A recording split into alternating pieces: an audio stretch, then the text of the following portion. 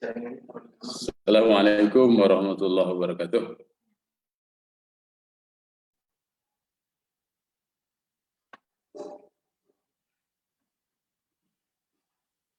Pak Luki, apa kabar? Alhamdulillah Pak Ketua, sehat. Bagaimana kabar? Alhamdulillah. Kemarin waktu hari Jumat itu sore siang sempat ngedrop habis khotbah. Jadi sampai malam silaturahim pas ada acara Komisi 5. Pak Luki sehat ya? Alhamdulillah. Alhamdulillah Ustaz, insya Allah. Alhamdulillah. Alhamdulillah Ini lancar Ustaz. Kajian. Ya? Kajian Tadabbur Al-Kahfi lancar Ustaz. Alhamdulillah bidoa'ikum. Jadi kita tiap malam Jumat insya Allah hari Rabu kita koordinasi untuk pemberdayaan umat sama pleno sama Rapim. Sabtu malam ini kita ngaji nasional tuh barokah ini.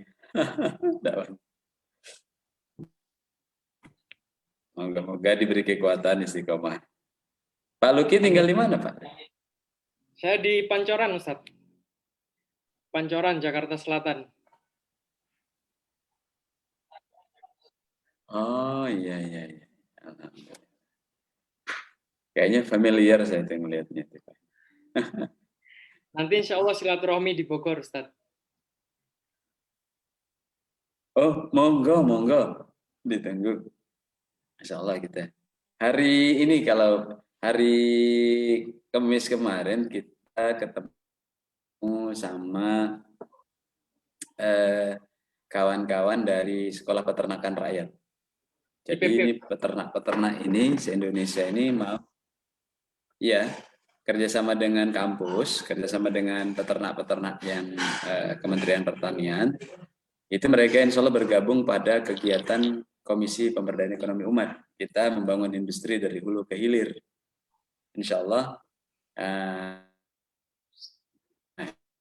ini terus bergerak, kita keliling. Jadi saya karena diproklamasi di MUI masih belum dibuka, jadi saya banyak keliling-keliling silaturahim ke kampus, ke peternak, ke pengusaha.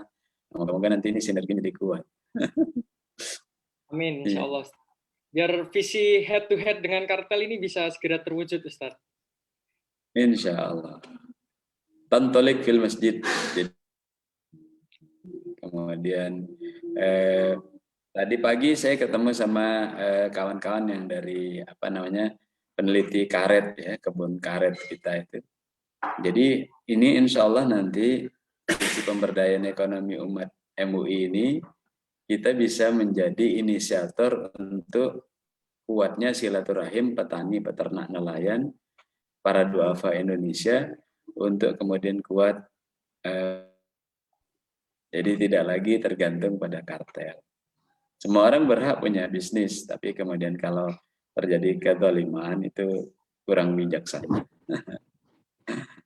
Kita bangun step by step, Ustadz. Insya Allah lewat ini programnya Pak Afwan juga ini, bincang yang rutin ini, biar umat juga mendengar bahwasanya kita punya Ustadz dan kita semua punya visi yang bagus untuk umat. Amin. Amin. Jadi kalau kita terus dawam dengan kekuatan seperti ini, silaturahim, silatul fikr itu luar biasa nanti. Walaupun kita bertahap pelan-pelan, di awal seperti sekarang, krian juga ruhian kita ta'aruf. Setelah itu nanti kalau kita tuh continue seperti ini rutin, ini kekuatan continuous power itu akan terjadi luar biasa. Yang penting kita dawam istiqomah walaupun kita sedikit demi sedikit. Karena bangunan yang besar itu kan dari debu, dari pasir, bukan dari batu besar. Insya Allah. Ini izin Ustadz, Pak Asyari Hasan udah siap belum ini? Untuk sebagai narasumber kita malam ini. beliaunya sepertinya belum respon, Ustaz.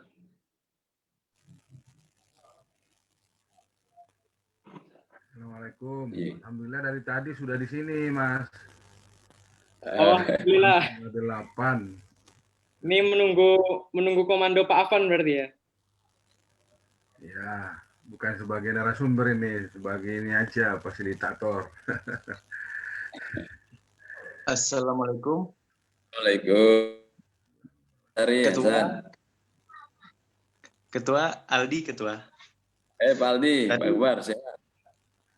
Alhamdulillah sehat, sehat Ketua. Jadi tadi dari Pak Afan, Aldi backup Pak Afan juga. Ya. Katanya dimulai saja karena sudah pukul 20 untuk kegiatannya. Begitu Ketua, terima kasih. Ini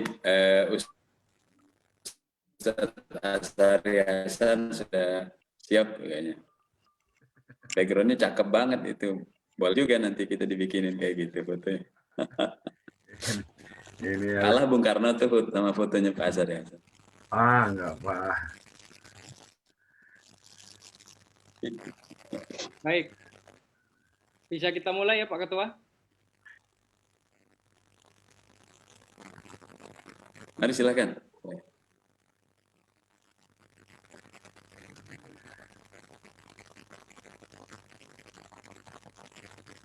Oke, bismillahirrahmanirrahim. Assalamualaikum warahmatullahi wabarakatuh. Alhamdulillah. Waalaikumsalam warahmatullahi wabarakatuh. Waalaikumsalam warahmatullahi wabarakatuh. Alhamdulillahirabbil alamin. Assalatu wassalamu ala asrofil anbiya'i wal mursalin wa ala alihi wa sahbihi ajma'in. Amma ba'd. Bapak Ketua Komisi Pemberdayaan Ekonomi Umat Majelis Ulama Indonesia, Ustadz Insinyur Haji Nuruzzaman yang kami hormati, seluruh peserta Bincang Ekonomi Umat episode ketiga yang kami cintai dan banggakan. Terima kasih atas kehadiran dan waktunya pada acara diskusi dan ngaji nasional pada malam hari ini. Alhamdulillah, puji syukur kita semua diberikan kesempatan, kenikmatan, kesehatan, sehingga bisa menyelenggarakan, menyimak, belajar silaturahmi bersama pada kegiatan malam hari ini secara udara atau secara virtual. Selanjutnya, sholawat serta salam kita haturkan kepada Nabi besar kita Muhammad SAW.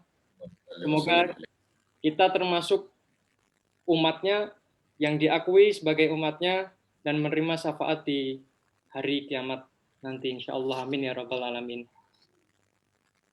Selanjutnya, untuk mempersingkat waktu, kita ini masuk pada Bincang Ekonomi episode ketiga. Ini merupakan, sebagai informasi, ini merupakan salah satu program rutin yang insya Allah akan secara istiqomah dilaksanakan setiap hari Sabtu malam di MUI, membicarakan isu-isu aktual mengenai ekonomi, khususnya yang berkaitan dengan umat Islam.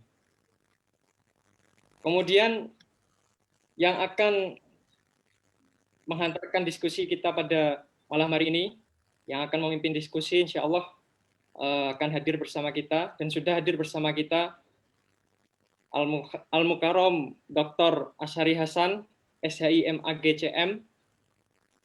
Sebelumnya izinkan saya perkenalkan beliau, merupakan dosen atau sekretaris Prodi S2 Magister Perbankan Syariah pada FEB UIN Syarif Hidayatullah Jakarta.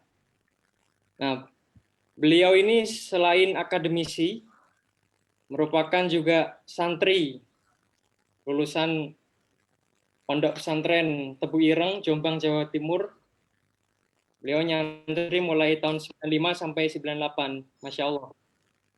Kemudian beliau alhamdulillah melanjutkan bukan hanya santri tapi juga sebagai akademisi ini dimulai dari S1 di Sunan Kalijaga Yogyakarta pada 98 sampai 2002, kemudian lanjut S2 masih di Yogyakarta pada tahun 2003 sampai dengan 2005. Dan alhamdulillah lagi beliau telah lulus S3 pada tahun 2013 dari UIN Syarif Hidayatullah Jakarta. Sementara itu, selain aktif di MUI pada periode 2021 sampai dengan 2025, beliau juga merupakan Wakil Ketua NU Wilayah Provinsi Sumatera Barat periode 2020 sampai dengan 2025. Kemudian beliau juga merupakan pengurus Pusat Asosiasi Mediator Syariah Indonesia tahun 2020 sampai dengan 2024. Kalau disebutkan ini kita bisa sampai 8:30 pengalaman organisasi sekaligus kompetensi yang dimiliki oleh narasumber kita ini nanti. Lebih baik nanti sambil enaknya kita ngobrol, diskusi, ngaji bareng setelah beliau memaparkan ilmu-ilmu pengalaman yang beliau miliki nanti. Baik, pada malam hari ini, insya Allah kita akan diskusi membahas mengenai keberpihakan lembaga keuangan syariah terhadap umat. Ini tema yang sangat menarik sekali karena pada beberapa kesempatan terjadi dinamika lembaga keuangan di Indonesia yang kemudian dibenturkan antara lembaga keuangan syariah dengan lembaga keuangan konvensional. Nah, alhamdulillah pada hari ini telah ditetapkan juga, sekaligus ini kami dari MUI mengucapkan selamat kepada Bapak Erick Thohir, Menteri BUMN, yang sekarang telah terpilih sebagai Ketua Masyarakat Ekonomi Syariah ini. Nah, ke depan semoga ini kami semua berharap tentunya bisa bersinergi dengan KPU MUI untuk memberdayakan ekonomi umat Islam yang ada di Indonesia.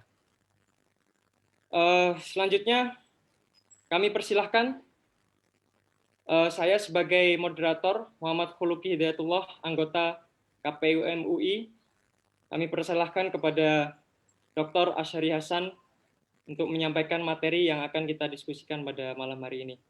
Demikian, monggo Bapak. Saya ambil share screen ya, saya mana tadi?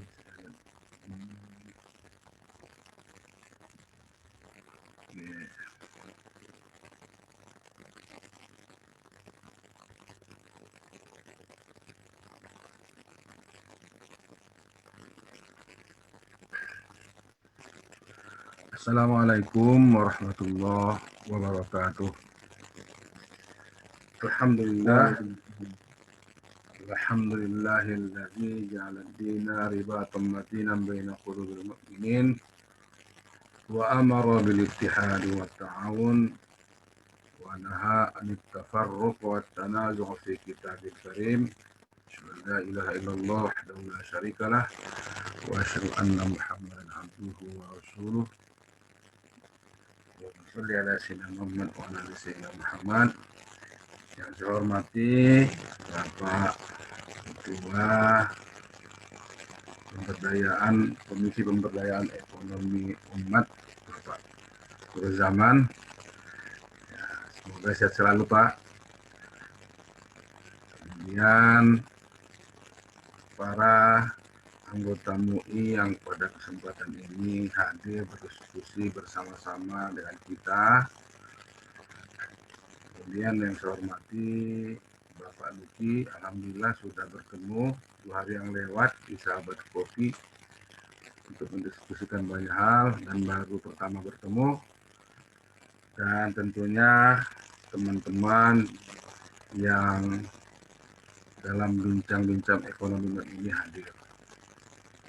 Terima kasih juga kepada Bapak Abang juga ya, Bang Afar Rangkuti, yang telah memaksa saya untuk ikut, memaksa ini Pak Ketua untuk membahas tentang keberpihakan karena beliau senior saya jadi nggak bisa ditolak.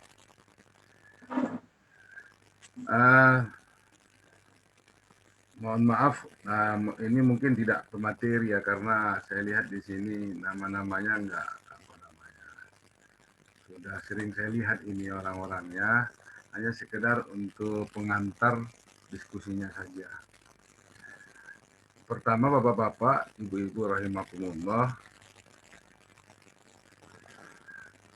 kita lihat sedikit terkait dengan keberpihakan lembaga keuangan syariah kepada umat, namun secara kronologis mungkin epistemologis juga kita bahas dulu kira-kira apa itu lembaga keuangan syariah, sehingga kita tidak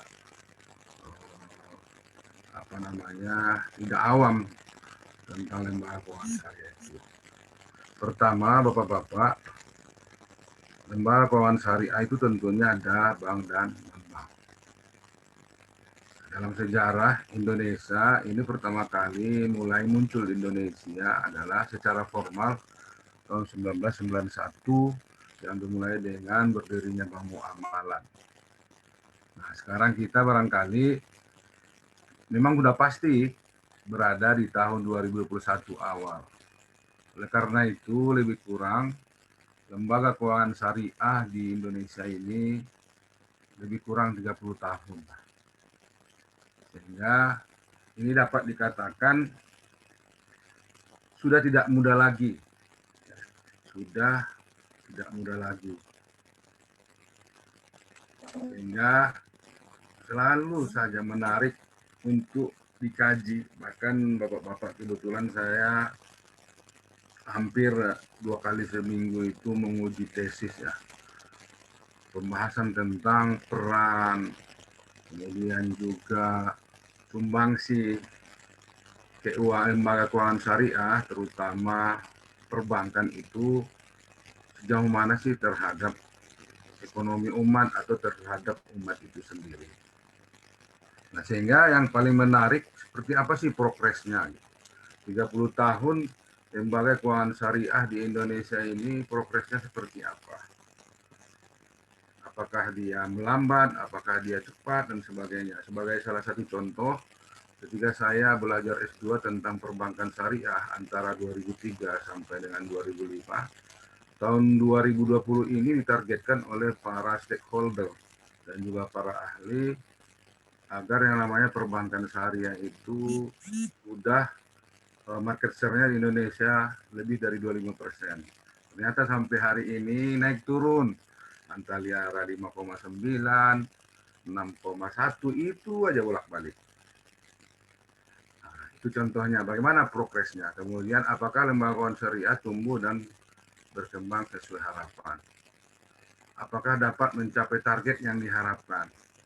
Nah, yang keempat ini bagaimana perannya terhadap umat. Nah, peran ini artinya adalah kalau kita sisir satu-satu barangkali ada juga kaitannya dengan keberpihakannya terhadap umat.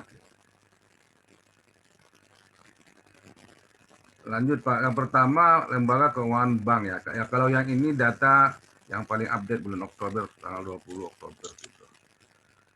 Kita lihat satu-satu nanti ada IKNB-nya.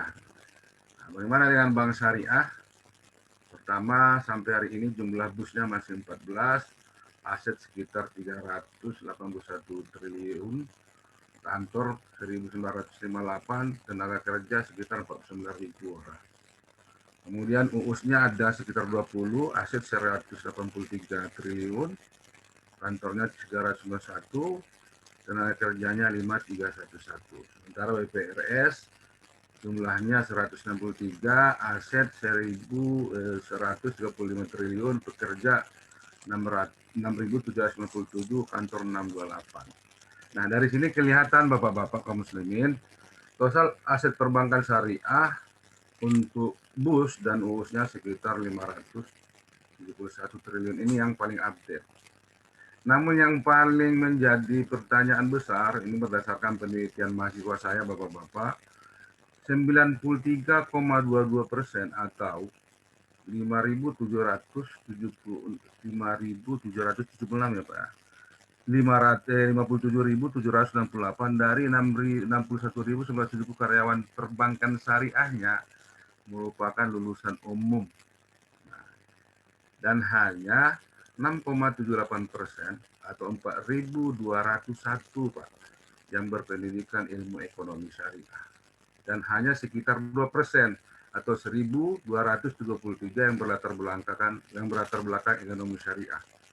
Nah, ini dari sini kelihatan Pak, apakah yang namanya lembaga keuangan syariah, karena ada embel-embelnya syariah di situ sudah berpihakkah kepada ekonomi umat. Nanti di sini sedikit saya bahas apa yang dimaksud umat, karena seringkali kita mengatakan mengatasnamakan umat, tapi sungguhnya umat itu siapa sebenarnya. Dari artinya secara dari segi pekerjanya, perbankan syariah itu masih sangat dikotomis, diskriminasi menurut saya dari segi tenaga kerjanya kepada orang-orang yang berbasis perbankan syariah. Sementara kalau dilihat Bapak-bapak, kalau dilihat di PTKIN, Perguruan Tinggi Keagamaan Islam, itu selalu yang nomor satu itu adalah yang menjadi minat masyarakat adalah ekonomi syariah yang pertama, yang kedua perbankan syariah.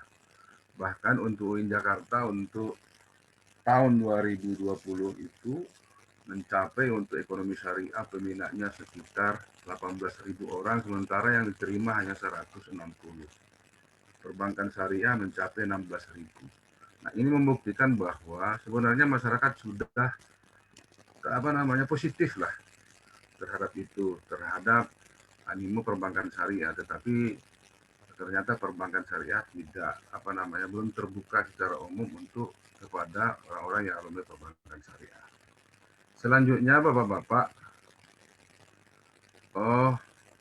ini yang data bulan Juni. Yang bulan Juni dari OJK, total aset keuangan syariah tidak termasuk saham syariah mencapai 1.608,5 triliun atau setara 112,4,7 miliar kurs kira-kira 14.000. Dengan market share perbankan syariah, market share keuangan syariah di Indonesia ini sekitar 9,63% dari total industri keuangan di Indonesia ini. Nah, dari Bank Syariah ini datanya bulan Juni. Kemudian IKNB, industri keuangan non-bank, itu masih 4,33% dari total dari total industri keuangan yang ada di Indonesia yang secara nasional 2.477 triliun. Kemudian pasar modal syariah malah yang menggairahkan, dia sampai hari ini sudah mencapai 17%, artinya 995 triliun dibandingkan 5.360 triliun untuk seluruh pasar modal di Indonesia. Pertanyaannya, Bapak-bapak kaum muslimin rahimakumullah, ini ada angka penduduk Indonesia 2020 yang baru dirilis oleh BPS, di mana penduduk Indonesia itu adalah sekitar 270 juta jiwa, 200.000 September 2020 yang terbaru. Nah, di mana laki-lakinya lebih banyak Pak. Jadi kalau Pak Luki ingin menikah poligami ini jangan dulu ya, karena laki-lakinya lebih banyak daripada perempuan, jumlahnya sekitar 3.120.000 orang. Artinya nanti untuk masyarakat milenial ini yang akan datang ini 3 juta ini dipasangkan dengan siapa Pak? Ini menjadi masalah MUI juga Pak, insya Allah. Artinya potensi untuk menjadi homo, bencong, kemudian waria semakin tinggi karena minus 3.120.000 orang yang tidak memiliki pasangan kelak. Oleh karena itu Mas Luki cepat menikah ya. Kemudian dari angka tersebut umat Islam adalah 87,2% atau sekitar 235 juta jiwa. Nah, kemudian selain berpenduduk muslim terbesar atau 13% dari populasi muslim dunia, Indonesia juga menjadi salah satu negara terbesar dengan kontribusi 10% dari ekonomi halal global. Anehnya, ini menjadi pertanyaan, kenapa kemudian kalau 10% dari ekonomi halal global dunia, tapi kenapa market share keuangan Islam di Indonesia ini baru di bawah 10%, 9, sekian persen. Nah, ini pertanyaan besar, Pak. Kemudian yang selanjutnya tentang umat. Nah, ini mohon izin, ini saya ingin menjelaskan sedikit tentang makna umat. Ummah, kebetulan ummah itu secara arti adalah kumpulan dari beberapa kelompok masyarakat dengan budaya dan agama yang berbeda yang dibangun secara sadar di atas beberapa prinsip yang disepakati bersama dengan batas-batas wilayah tertentu. Nah, contoh ini dalam teks Piagam Madinah, ummah itu tidak dibedakan antara Islam, Yahudi, Kristen, dan sebagainya. Ya, nah, contoh teksnya adalah Yahudi Bani Auf adalah satu ummah bersama orang-orang mukmin. Ada di dalam isi Piagam Madinah. Nah, namun di dalam modern sekarang, di zaman modern sekarang, makna ummah sudah mengalami penyempitan makna. Pertama itu dibangun atas dasar kesamaan iman. Jadi ketika kita menyebut umat, itu berarti muslim sama muslim. Bahkan malah menyempit, Pak. Maaf ini. Umat itu identik dengan organisasi tertentu gitu. Nah, seharusnya umat itu bukanlah hanya Islam, bukan organisasi tertentu, tetapi adalah semua umat manusia atau umat di Indonesia ini adalah sama gitu. Artinya sama dalam arti termasuk ikut di dalamnya baik Islam maupun tidak Islam.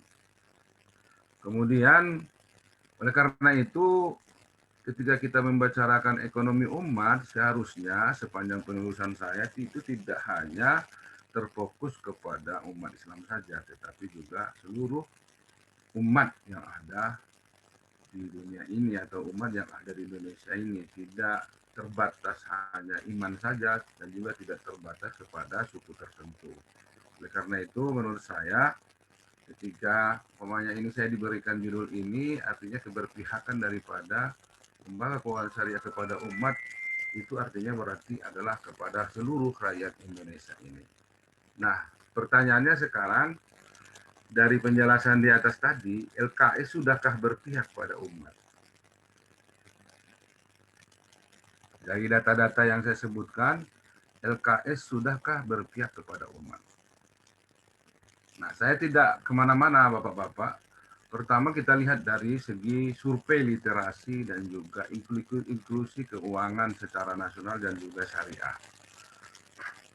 Nanti baru kita jabarkan satu-satu kira-kira apa masalahnya. Pertama, survei nasional literasi dan inklusi keuangan dilakukan OJK tahun 2019 menunjukkan bahwa satu, indeks literasi keuangan mencapai 38,03%, naik dari tahun 2016 yaitu 29,7%. Dan indeks inklusi keuangan 76,9% naik 2016 menjadi dari 67,8%. Nah, jadi dengan demikian secara nasional bahwa literasi keuangan masyarakat naik sekitar 8,33%, kemudian inklusi keuangan naik sebesar 8,39%. Nah, anehnya ini semua dilakukan OJK untuk lembaga keuangan syariah. Indeks literasi keuangan syariah di 2016 hanya 8,11% dan naik menjadi 8,93% di 2019. Artinya sebenarnya dari tingkat pemahaman tentang keuangan syariah, masyarakat sudah meningkat. Nah, dari survei ini dilakukan dalam 3 tahun sekali, sudah meningkat. Sudah banyak masyarakat melalui sosialisasi yang dilakukan oleh stakeholder, baik oleh akademisi, ustadz, kemudian juga lembaga-lembaga Islam, yang memberikan pemahaman bahwa pertama syariah itu berbeda dengan konvensional. Walaupun pada prakteknya Pak, masih banyak lembaga-lembaga kita yang tanda kutip menggunakan nama-nama Islam, tetapi belum mau menggunakan lembaga keuangan syariah atau belum beriktikad untuk mendirikan lembaga keuangan syariah. Artinya antara literasi yang dimiliki kemudian dengan prakteknya tidak sesuai. Dan walaupun masih banyak juga di antara umat Islam, malah mungkin di antara para ustadz dan sebagainya itu yang mengatakan bank syariah atau lembaga keuangan syariah sama dengan lembaga keuangan konvensional. Artinya ada konvensional yang disyariahkan gitu. Padahal kita sama-sama tahu bahwa yang namanya ekonomi Islam atau keuangan Islam bukanlah ekonomi, bukanlah Islam yang berekonomi, atau bukanlah ekonomi yang berislam maksud saya, tetapi adalah Islam yang berbahasa ekonomi. Kenapa? Karena jauh sebelum Adam Smith pertama kali menulis buku tentang The Wealth of Nation, 500 tahun sebelumnya Ibnu Khaldun sudah menulis itu semua. Atau di masa Rasulullah sudah ada konsep tentang ekonomi Islam. Kemudian yang selanjutnya, indeks inklusi keuangan syariah dari 11,06% Bapak-Bapak di 2016 menjadi 9,20% di 2019. Ini artinya lembaga keuangan syariah di Indonesia ini menurun. Artinya banyak orang yang tidak menggunakan lembaga keuangan syariah. Kenapa? Dari indeksnya kelihatan.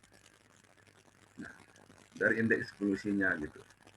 Yang kemudian yang kedua, tentang keberadaan lembaga keuangan syariah itu masih terfokus di Jawa, utamanya di Jakarta dan juga Jawa Barat.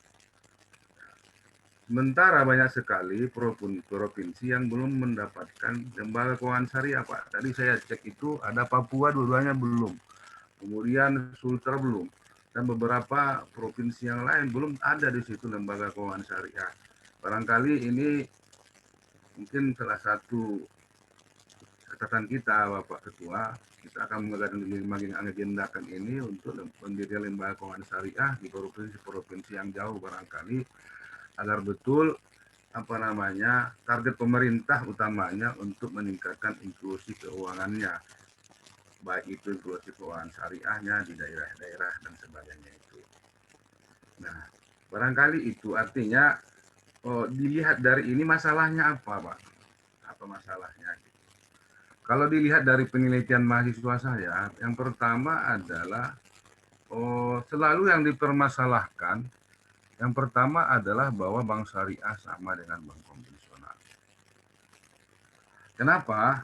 Karena banyak sekali yang tidak paham apa sebenarnya perbedaan antara lembaga keuangan syariah dengan konvensional.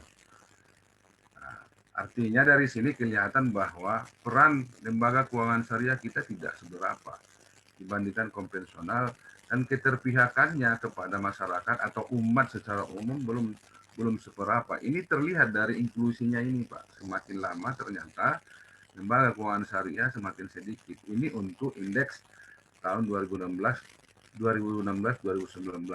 Walaupun untuk tahun ini belum ada, tapi dengan adanya pandemi saya yakin ini bisa lebih menurun. Kenapa? Ya karena pandemi menghalangi kita untuk berinteraksi dengan lembaga-lembaga atau terbuka seperti itu gitu. Jadi oleh karena itu di dalam kesempatan ini, karena banyak orang yang menganggap lembaga keuangan syariah masih hampir sama dengan konvensional, di sini mungkin ingin saya perlihatkan sedikit tentang perbedaannya, Pak. Pertama yang konvensional, dan ini perlu untuk lembaga-lembaga keuangan syariah apapun itu, terutama untuk koperasi, BNT, bank syariah, dan sebagainya, itu harus memahami ini. Yang pertama, dari segi nasabahnya, semuanya sama nasabahnya. Orang yang memberikan uangnya ke bank itu namanya kreditor. Ini maaf, ini Pak Ketua ngulang-ngulang nih Pak. Kemudian, agar dia mau nabung di lembaga keuangan, menempatkan dananya di pool dana namanya, tempat bertemunya dana, maka diiming-imingi dengan bunga, giro, tabungan, dan deposito. ada deposito deposito berjangka. Kalau tabungan yang bebas. Lalu kemudian bank konvensional menyalurkan uang masyarakat itu, baik dana pihak ke-1, dana pihak kedua, dan dana pihak ketiga, itu kepada masyarakat melalui kredit. Nah, nasabah yang menjadi peminjam itu namanya debitor. Ini secara sekilas. Namanya debitor. Jadi posisi nasabah yang memberikan pinjaman, yang menyimpan uangnya di bank itu namanya kreditor. Bank seharusnya, bank salah satunya namanya media intermediasi atau lembaga-lembaga yang lain namanya Puldana. Itu menjadi kreditor juga kepada masyarakat, kepada debitur peminjam. Nah, bedanya dengan perbankan syariah jelas beda. Beda, Pak. Perbankan syariah ataupun BMT dan sebagainya itu sama-sama nasabah. Orang yang menyimpan uangnya di Puldana tadi namanya nasabah. Tapi statusnya investor. Kalau tadi statusnya kreditor. Nah, agar dia mau menempatkan dananya di Puldana itu, maka diiming-imingi dengan bonus. Atau kalau melalui giro atau tabungan atau titipan. Jadi kalau dia menggunakan deposito, maka diiming-imingi dengan bagi hasil. Sehingga pendapatannya tidak tetap. Kalau deposito itu menggunakan persentase. Kalau yang namanya giro dan tabungan, karena memang dia itu dijanjikan bonus, dia juga tidak tetap. Ya suka-sukanya Puldana tadi. Nah, ketika dia menyalurkan, ya bank yang diberi amanah untuk mengelola dana tersebut, maka disalurkan melalui 3 hal. Pertama, trade financing, kemudian fee-based, ijaroh namanya kalau ini murabahah, kemudian investment financing, di sini ada mudharabah, ada musyarakah. Bagaimana bank mendapatkan keuntungan kalau tadi murabahah melalui margin atau markup. Kemudian kalau ijaroh melalui ujroh. Kemudian investment financing, baik mudharabah, musyarakah itu adalah investasi. Investasi berarti bagi hasil.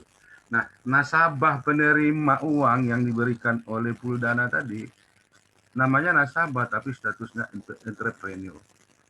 Nah, ini harus betul-betul, sehingga konsep-konsep yang ini, Pak, dalam pengalaman kami sebagai dosen perbankan syariah atau ekonomi syariah selama 14 tahun, ini ternyata banyak yang tidak paham, sehingga dianggap lembaga keuangan syariah itu sama saja gitu.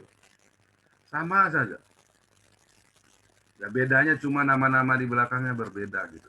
Padahal kalau dilihat dari sistemnya jelas berbeda. Gitu.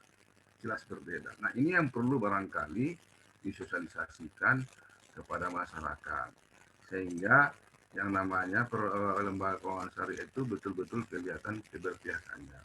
Yang kedua, dalam penghitungan pembiayaan yang dilakukan oleh lembaga keuangan syariah yang menggunakan sistem anuitas. Jadi dia seperti piramida gitu, makin lama makin berkurang, makin tinggi pokoknya dibandingkan daripada margin bagi hasil atau juga pendapatan yang atas nama pemberian uang yang diberikan oleh Puldana kepada masyarakat. Itu hampir sama dengan yang dilakukan oleh konvensional.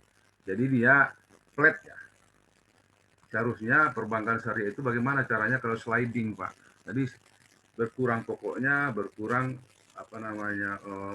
cicilannya, berkurang pokoknya, berkurang cicilannya. Nah, tapi kalau selama ini tidak, ini memang ada fatwa MUI-nya gitu, bahwa yang namanya dengan sistem pembiayaan anuitas itu juga dibolehkan. Kemudian di samping itu permasalahan sepanjang yang kami ketahui, kenapa dianggap lembaga keuangan syariah tidak pro pur, tidak pro rakyat, tidak pro umat, itu adalah masalah tentang agunan. Nah, oleh karena itu, di dalam berbagai pertemuan dengan teman-teman yang ahli, seharusnya memang yang namanya koperasi syariah itu menjadi barometer perkembangan yang luar biasa dalam sistem lembaga keuangan syariah. Tetapi sampai hari ini yang namanya koperasi syariah itu masih jauh daripada harapan kita. Malah yang namanya koperasi, rentenir atas nama koperasi yang tidak resmi itu lebih banyak di Indonesia ini daripada koperasi yang resmi, apalagi dibandingkan dengan koperasi syariah. Nah, Kenapa? Karena konsepnya adalah dari dan untuk kita semua. Tetapi ternyata koperasi kita, saya pernah menjadi konsultan koperasi terbaik di Sumatera Barat. Tetapi saya tapi ternyata koperasi itu tidak berjalan sebagaimana yang kita inginkan. Nah, berhubungan dengan agunan, orang beranggapan bahwa lembaga keuangan syariah itu tidak menggunakan agunan, Pak. Nah, ini alhamdulillah kemarin saya baru menguji tesis dari S2 tentang Agreement Bank di Bangladesh dan juga disertasi S3. Ternyata memang tidak sesuai dengan Indonesia. Apa yang dilakukan oleh Om Yunus di Bangladesh dengan Indonesia ini itu berbeda. Pertama, faktor budayanya. Kalau di Bangladesh, berdasarkan kebetulan di Ciputat ini banyak sekali mahasiswa dari Bangladesh, itu kalau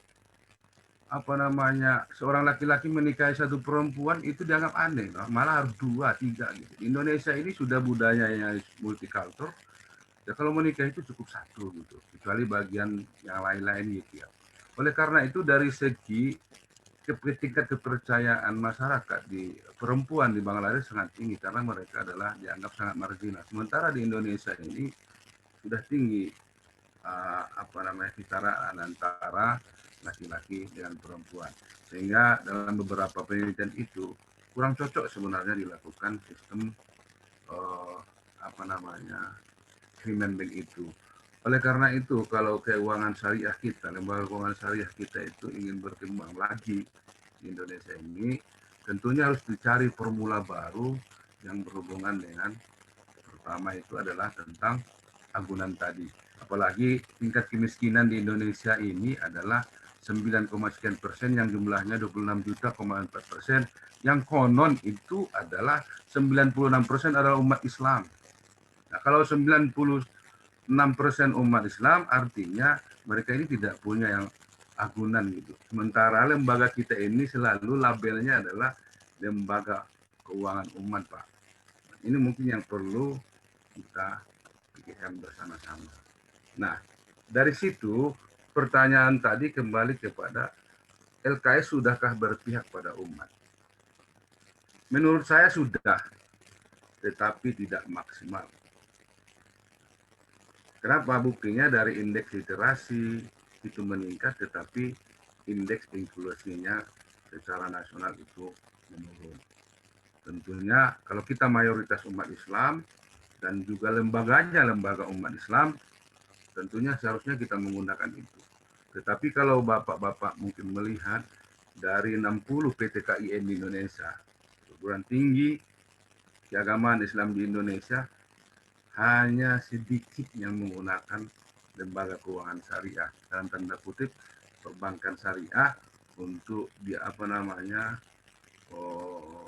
pembiayaan mahasiswa, kemudian gaji dan sebagainya itu.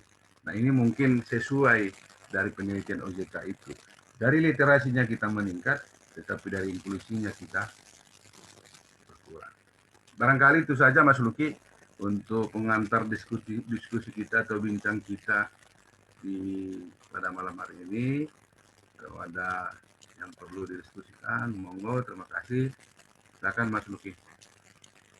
Baik, terima kasih.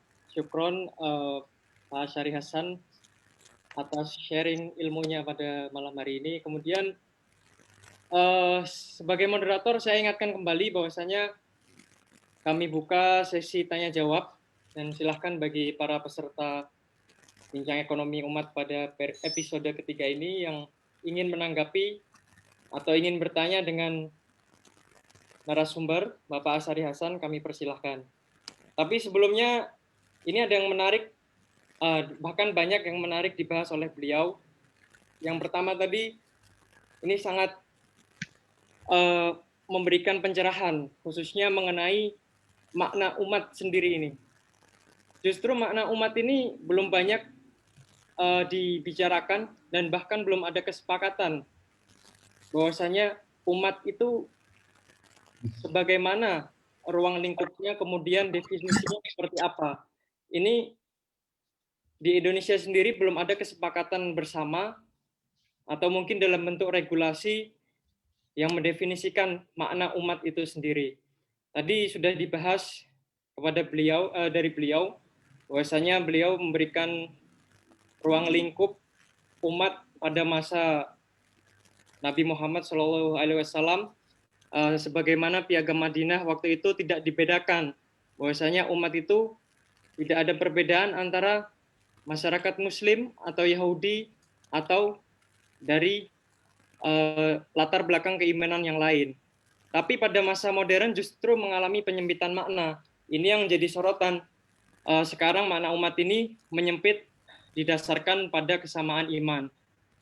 Sebagaimana umat diartikan khusus eksklusif hanya untuk umat Islam. Sebagaimana di lapangan ini sering terjadi dalam dinamika sosial budaya di Indonesia.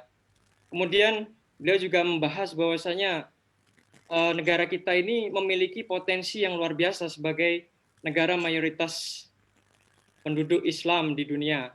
Dan ini harus dimaksimalkan karena konsep ekonomi syariah tadi, saya mengutip dari beliau ini, bukan ekonomi yang berislam, melainkan ekonomi, bukan ekonomi yang berislam, melainkan Islam yang berekonomi.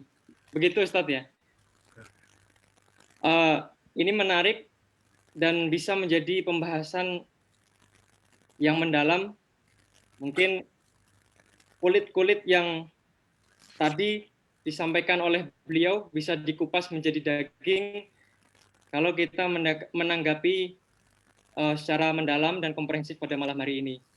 Termasuk tadi disampaikan bahwasanya lembaga keuangan syariah sebetulnya banyak yang belum paham perbedaannya dengan lembaga konvensional. Dan bahkan Indonesia sebagai mayoritas Muslim pun belum banyak menggunakan jasa-jasa atau fasilitas dari lembaga keuangan syariah dan lebih banyak cenderung menggunakan lembaga keuangan konvensional yang selama ini mungkin masih menjadi juara di Indonesia. Demikian, silahkan kami berikan waktu kepada audiens peserta diskusi Bincang Ekonomi Umat untuk menanggapi. Terima kasih. Pak Moderator. Silahkan Pak Ayub Zaki. Assalamualaikum warahmatullahi wabarakatuh. Waalaikumsalam warahmatullahi Bismillahirrahmanirrahim. Bismillahirrahmanirrahim. Yang terhormat Pak Ketua. Pak Ketua ini rajin sekali, terima kasih nih. Membina kami ini yang pemula ya. Saya akan pemula ini di MUI ini. Apa Pak, kita pemula juga ini Pak ini di MUI. Pak Kiai Haji Insinyur Nuruzzaman yang terus memberi semangat, moderator, kemudian membawa materi tadi yang cukup, punya pengalaman yang luar biasa secara akademisi. Terima kasih Pak Asari Hasan. Ya Pak. Saya ini praktisi. Ya Pak. Jadi saya ini praktisi dari tahun 88 ya, dan saya memang udah halang melintang. Akad kredit pertama saya ini tahun 94. Jadi sudah 26 tahun paling ya. Untuk konvensional, dan saya memang penikmat daripada ekonomi syariah, terutama khusus perbankan ya, perbankan syariah. Dan saya hanya di sini dari usia yang ke-30 tahun ini memang cukup sangat prihatin sekali lah dengan perkembangan yang sangat terlalu jauh ya dengan konvensional. Nah, kemudian juga saya lebih di sini menyoroti, kalau dari analisa akademisi cukup luar biasa, dan saya juga sangat terima kasih ya paparannya. Tapi dari segi praktisi kadang-kadang kan selalu berbicara pragmatis. Kalau praktisi kan pragmatis. Di pragmatis mana yang cepat itu yang diambil, mana yang murah itu yang diambil. Ya. Nah, ternyata syariah ini secara praktis kalah cepat gitulah dengan yang lainnya seperti itu ya. Yang kedua, masalah undang-undang. Undang-undang syariah itu sendiri. Sebab syariah ini kan di mata praktisi awam ya, tadi dikatakan umat ini adalah jangan dibedakan umat muslim atau non muslim, sehingga dari awam ini kan syariah. Oleh karena itu apabila terjadi sesuatu pun juga harus syariah, kan seperti itu. Transaksi syariah, keuntungan juga syariah. Begitu terjadi permasalahan pun syariah. Nah, fakta di lapangan, begitu nasabah ada permasalahan, ini ternyata tidak pernah masuk kepada wilayah penyelesaian syariah. Dan kreditor ini tidak mau menyelesaikan ini secara syariah. Sehingga ini banyak eksekusi-eksekusi di lapangan yang semena-mena dari perbankan syariah untuk mengeksekusi daripada jaminan-jaminan di bank syariah. Nah ini seperti itu. Apakah undang-undangnya yang belum jelas atau ini bagaimana ini? Karena syariah kan paling tidak ini harus diusulkan oleh MUI ya, karena ini mendesak sekali ya. Sebab tujuannya syariah ini kan membangkitkan ya, bersama-sama lah ya, di mana transaksi awalnya syariah, begitu ada keuntungan juga secara syariah, begitu ada masalah juga syariah. Kembali lagi kepada fungsi daripada moneter atau fungsi daripada perbankan itu sendiri adalah sebagai regulator, di mana ini bukan sama sekali bukan eksekutor. Ya, kalau eksekutor kan harus di bawah pengadilan barulah dia boleh mengeksekusi. Tapi sebelum ada putusan pengadilan ini tidak boleh diapa-apakan dulu ya, seperti itu. Lagi-lagi di sini begitu ini dibawa kepada pengadilan agama, ini juga ya begitu perselisihan ini kan perselisihan syariah harus dibawa ke pengadilan agama kan, seperti itu. Tidak ke pengadilan negeri dulu kan, begitu ditujukan. Cuman begitu ini disajikan ke pengadilan agama, kompetensi daripada hakim-hakim di pengadilan agama itu juga ya mohon maaf ya, ini juga ya masih ya apa artinya ya belum kompetensinya belum menguasai betul kira-kira seperti itu. Apa undang-undangnya yang belum siap atau ini sudah 30 tahun ya. Oleh karena itu saya kira begini. Ini terima kasih nih Pak Asarias, secara kemampuan material ya cukup baik ya. Dan cukup paham dan cukup juga punya artinya punya kekuatan emosi untuk mendesak gitu ya. Ini undang-undang, terutama nanti pada undang-undang perselisihan. Apabila tidak terjadi satu keberhasilan dalam berusaha secara syariah. Ini undang-undang penyelesaiannya. Dan ini karena apa? Karena bank ini bukan eksekusi, bukan eksekutor yang harus mengeksekusi pelaku usaha yang tidak berhasil langsung dieksekusi, diambil agunannya kemudian dijual serta merta begitu. Nah ini nggak boleh terjadi seperti itu. Karena apa? Karena bank ini adalah regulator untuk menjalankan ekonomi. Apalagi ini adalah berbicara syariah, berbicara umat. Kalau konvensional mungkin saya nggak banyak komentar lah itu. Tapi begitu syariah ini memang harus dilihat dulu undang-undangnya, terutama undang-undang perselisihan. Karena begitu ini fakta di lapangan, hakim di pengadilan agama pun juga masih kompetensinya masih belum cukup gitu. Saya kira itu aja. Terima kasih Pak Ashari Hasan, Pak Luki, moderatornya juga cukup baik ini, ya milenial ini. Terima kasih. Terima kasih. Assalamualaikum warahmatullahi wabarakatuh. Waalaikumsalam. Baik, monggo Pak. Atau mau langsung dijawab? Langsung aja. Jadi saya kira yang disampaikan, terima kasih Pak Ustadz Ahid Zaki. Ini sebenarnya saran ya. Tapi yang perlu saya garis bawahi, pertama Pak, tentang sebelum terjadinya sengketa sehingga harus diselesaikan. Nah, tidak tahu apakah ini memang menjadi budaya di Indonesia ini, baik secara konvensional maupun secara syariah. Tapi ini acap kali terjadi memang prakteknya di lapangan. Pertama, unsur masalah yang muncul itu adalah tentang isi daripada standar kontrak atau perjanjian baku di dalam format akad yang dimiliki oleh pertama konvensional, kemudian juga lembaga keuangan syariah gitu. Muatan atau isi di dalam standar kontrak itu jarang sekali dibaca Pak sama teman-teman ketika ingin mendaftarkan ingin menjadi nasabah gitulah. Kita tidak membacanya gitu. Kenapa? Karena ternyata itu prakteknya dalam penyelesaian sengketa masyarakat itu hanya yang muncul keislamannya Pak, sehingga dia menggunakan PMT, menggunakan lembaga syariah dan sebagainya tanpa melihat isinya dan sebagainya itu gitu.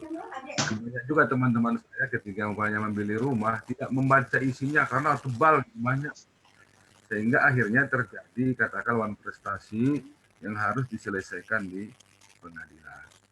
Itu yang pertama Pak.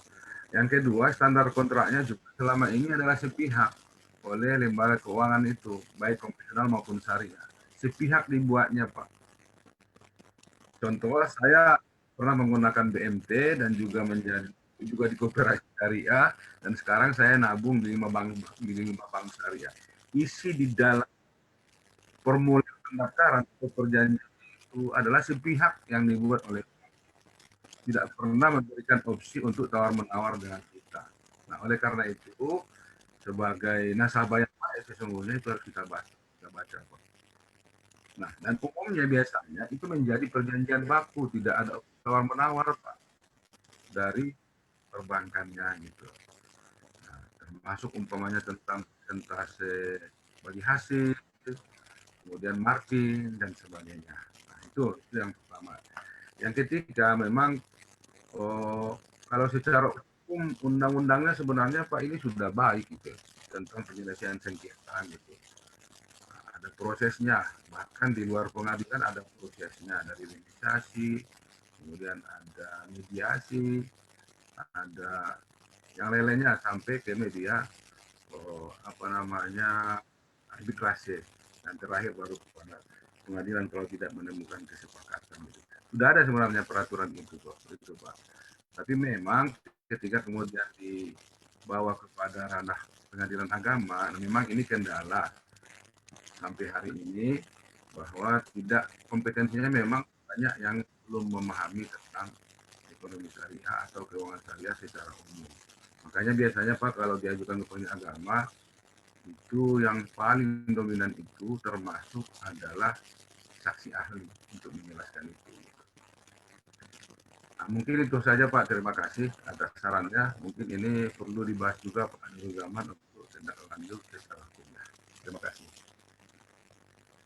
Baik, terima kasih Bapak narasumber. Ini terjawab ya Pak Ayub Zaki?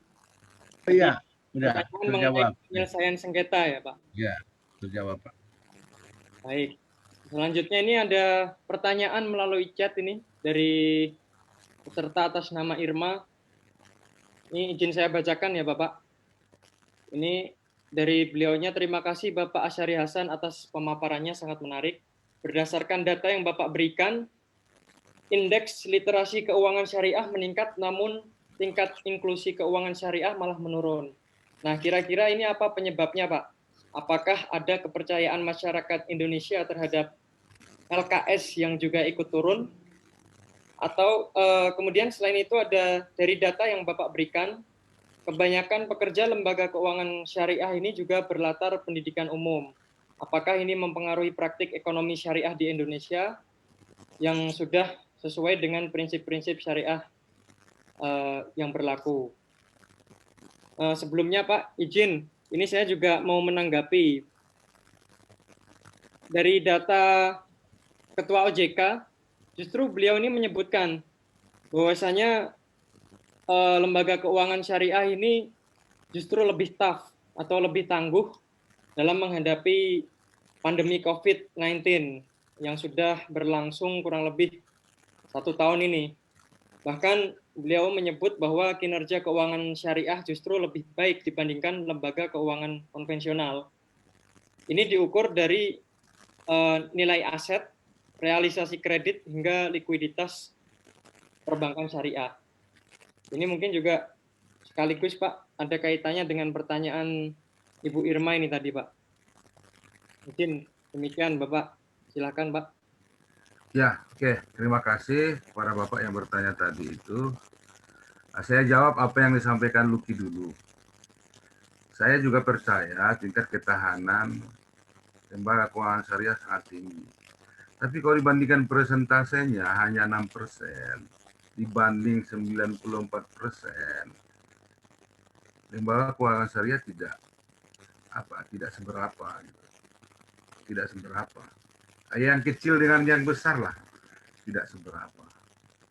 Karena mungkin di di konvensional karena 94%, 93,8% itu sangat banyak yang mau diurus, sehingga wajar banyak sekali kekurangan-kekurangan yang ditemukan dibandingkan dengan perbankan syariah yang sangat kecil, hanya jumlahnya sekian 34, UUS-nya 163, BPRS-nya ya tentunya tidak seberapa. Dari 8.000 triliun sekian dibandingkan dengan 500 triliun sekian itu tentu tidak seberapa. Oleh karena itu wajar barangkali loh. Nah, saya tidak membuat Anda apatis. Itu lembaga perbankan syariah daya tahannya tinggi gitu. Ya, daya tahannya tinggi. Ya, sama umpamanya kalau Pak Luki menjaga satu rumah pasti daya tahannya tinggi. Tapi kalau dijaga itu 5 rumah atau 10 rumah tempatnya berjarak jauh pasti lebih banyak resikonya gitu. Itu bukan untuk membuat Anda putus asa terhadap itu. Nah, saya juga percaya dengan itu. Tapi kalau dibandingkan dari asetnya, pengelolaannya yang sangat besar di konvensional, wajar itu perbankan syariah jatahannya tinggi di masa pandemi.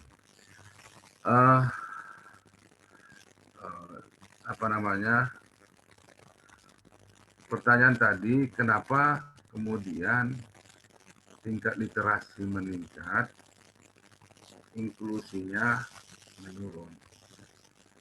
Pertama, dari segi literasi, seperti yang saya bilang tadi, banyaknya masyarakat, terutama ustadz dan sebagainya yang melakukan sosialisasi.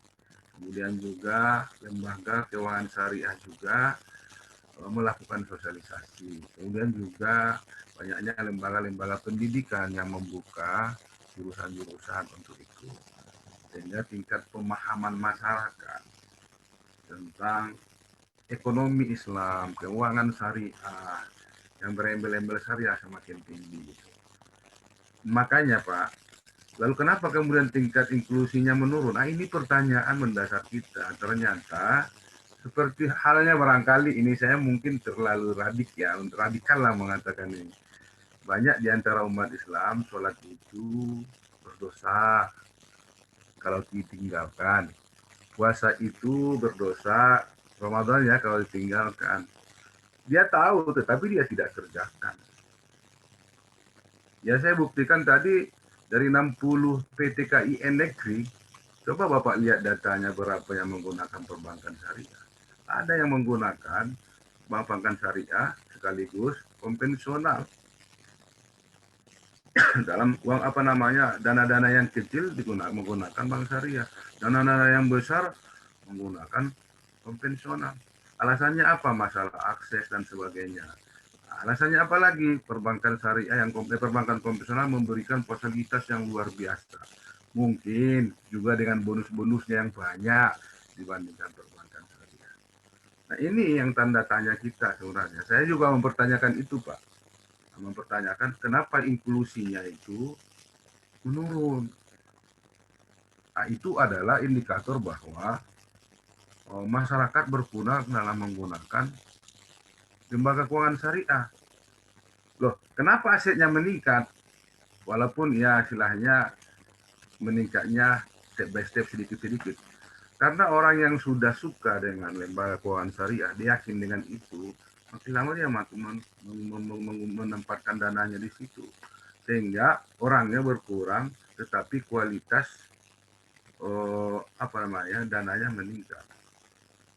Nah, kemudian berkaitan dengan inklusivitas daripada lembaga keuangan syariah, seperti yang saya katakan tadi, karena memang bank syariah atau lembaga keuangan syariah itu masih dananya kecil, dan hal yang harus kita pertimbangkan adalah bahwa di samping ini adalah lembaga umat, tetapi juga jangan lupa ini adalah lembaga bisnis, ya, juga lembaga bisnis. Tentu untuk membangun katakanlah gedung banknya atau membangun kantornya, dia harus memperhatikan tempat-tempat yang strategis.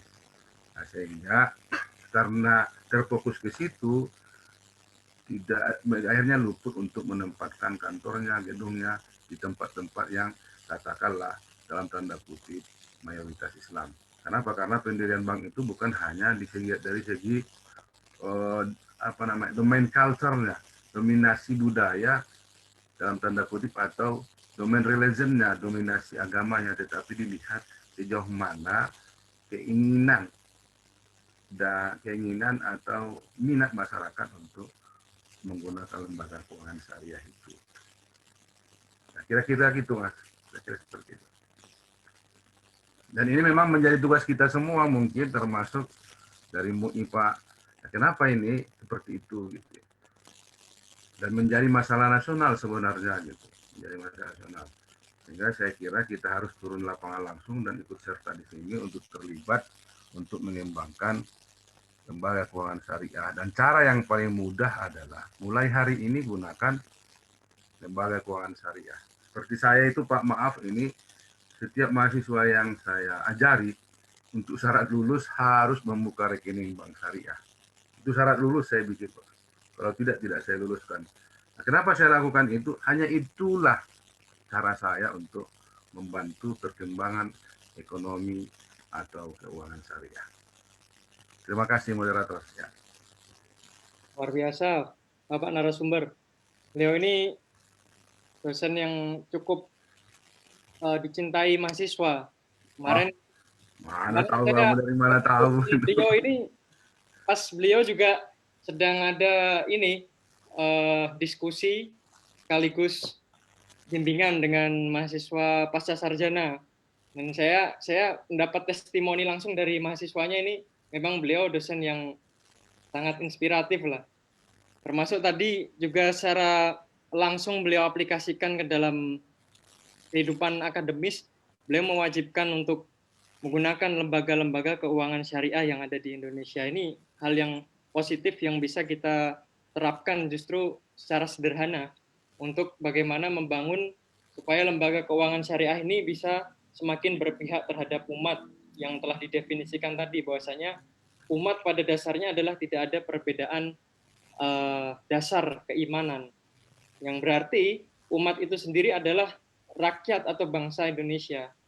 Dalam hal ini konteks lembaga keuangan syariah di Indonesia.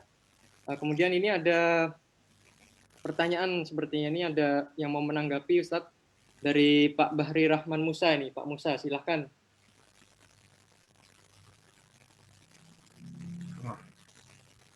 Ya. Tafadhol, Pak. Assalamualaikum, Pak Kiai. Nah, Siapa? mohon maaf nih, mau ikut diskusinya. Ini menarik ya terkait lembaga keuangan syariah.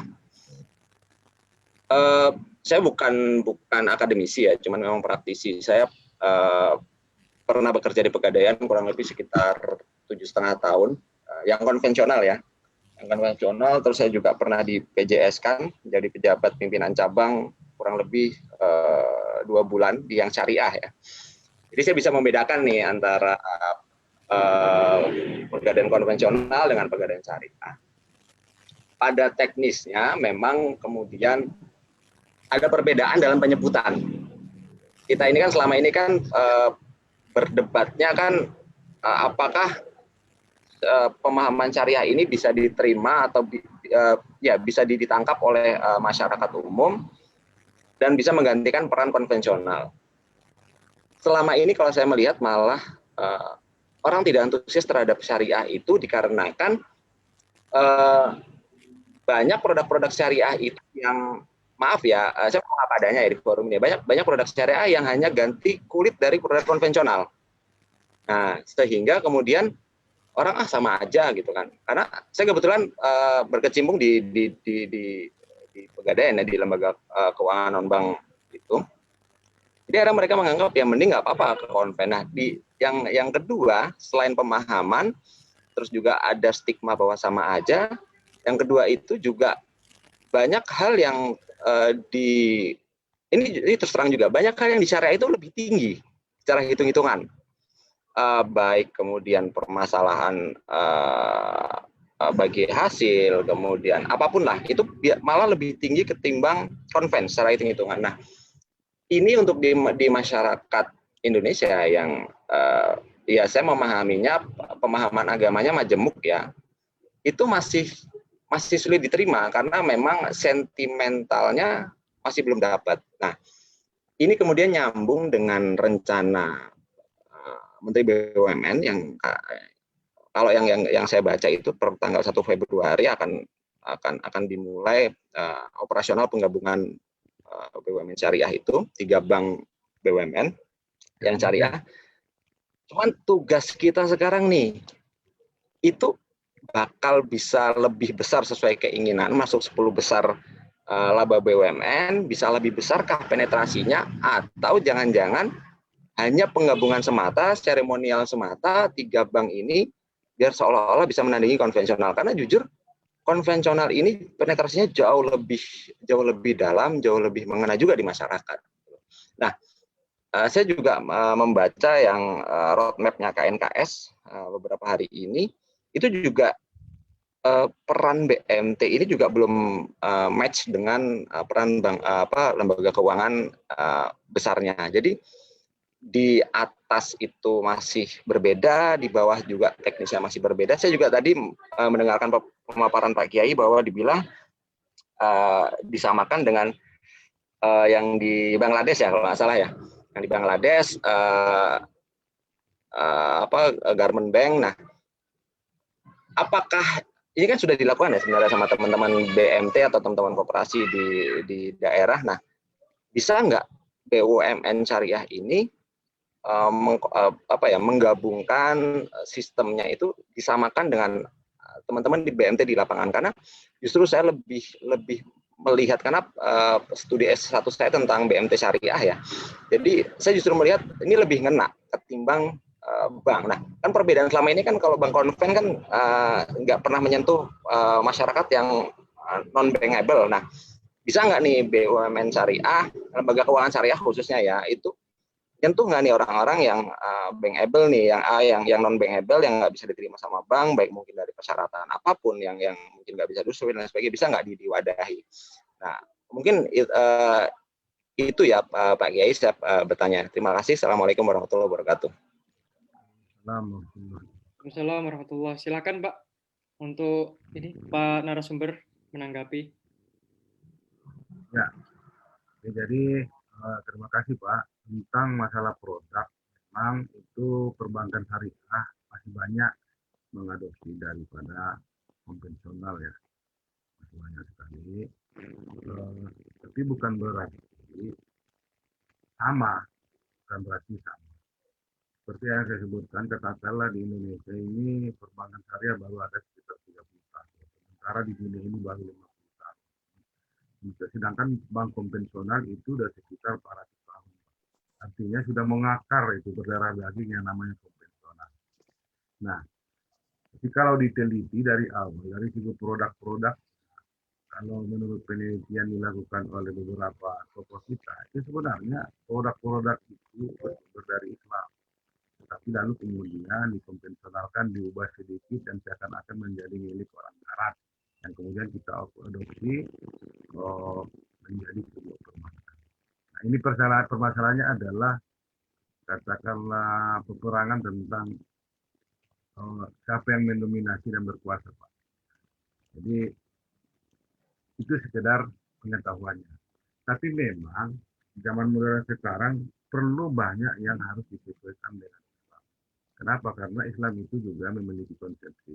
Seperti itu kira-kira Pak.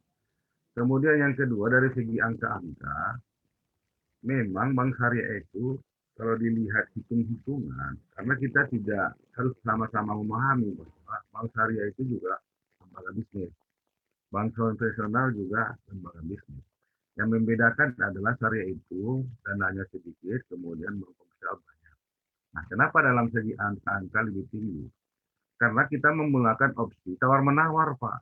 Makanya yang saya bilang tadi itu, sesungguhnya kalau kita melakukan menabung di bank, kemudian melakukan kontrak dengan bank, itu yang sudah menjadi kuasa bank ini yang pernah juga saya protes dalam berbagai pertemuan. Kenapa di formulirnya itu standar kontrak, perjanjian baku setiap oleh bank. Seharusnya kalau dia bank syariah atau lembaga keuangan syariah, itu formulirnya ada tawar-menawar di situ. Contoh, pernah saya pernah menjadi pengawas dari konsultan di BMT.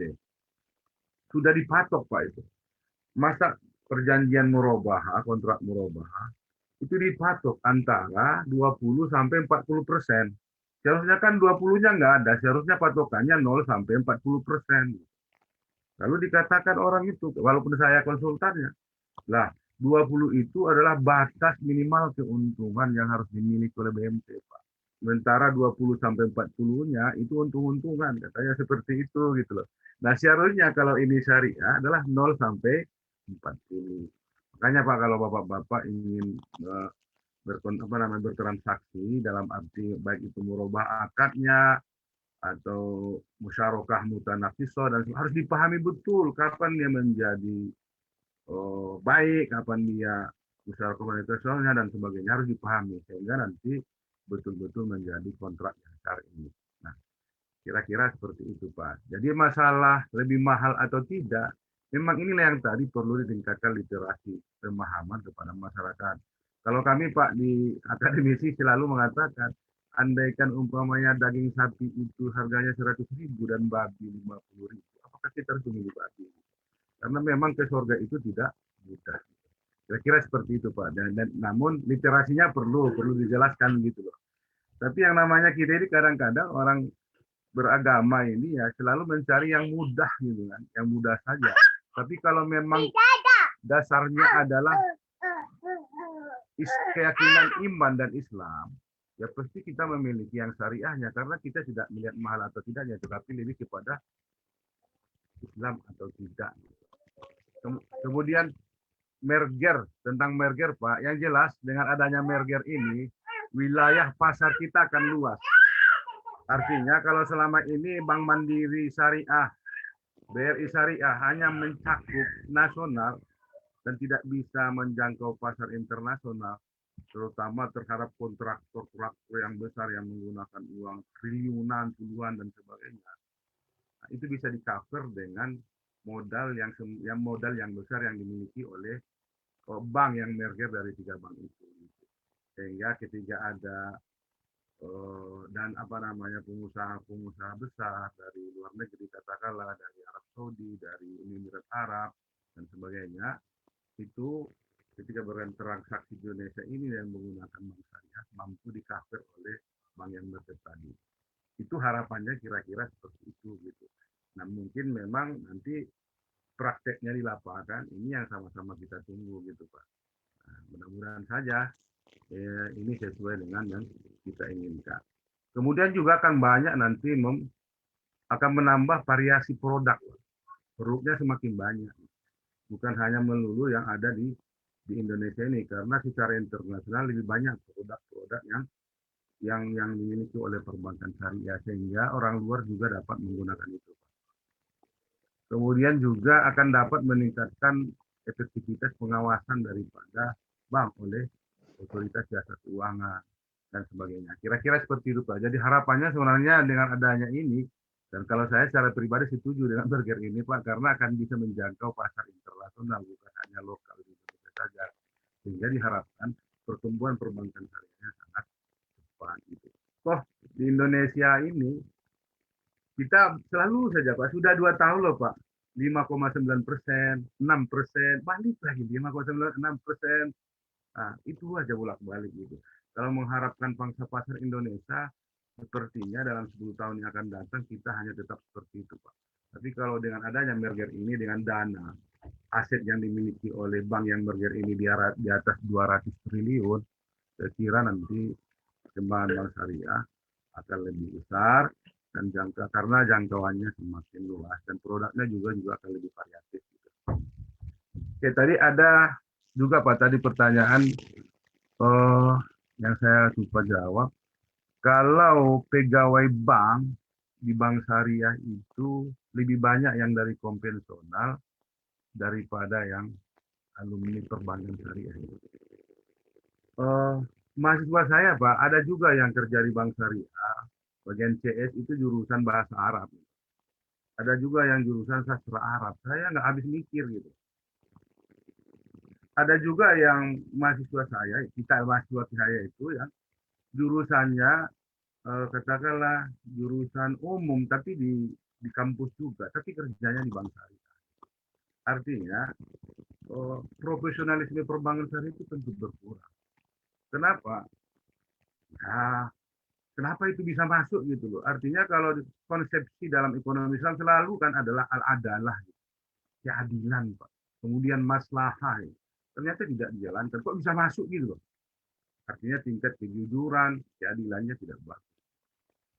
Yang kedua, wajar kemudian lebih banyak pegawai di situ yang berasal dari umum. Kenapa? Karena memang baru ya, yang berubah, namanya dari konvensional, berubah menjadi bank syariah, dan sebagainya.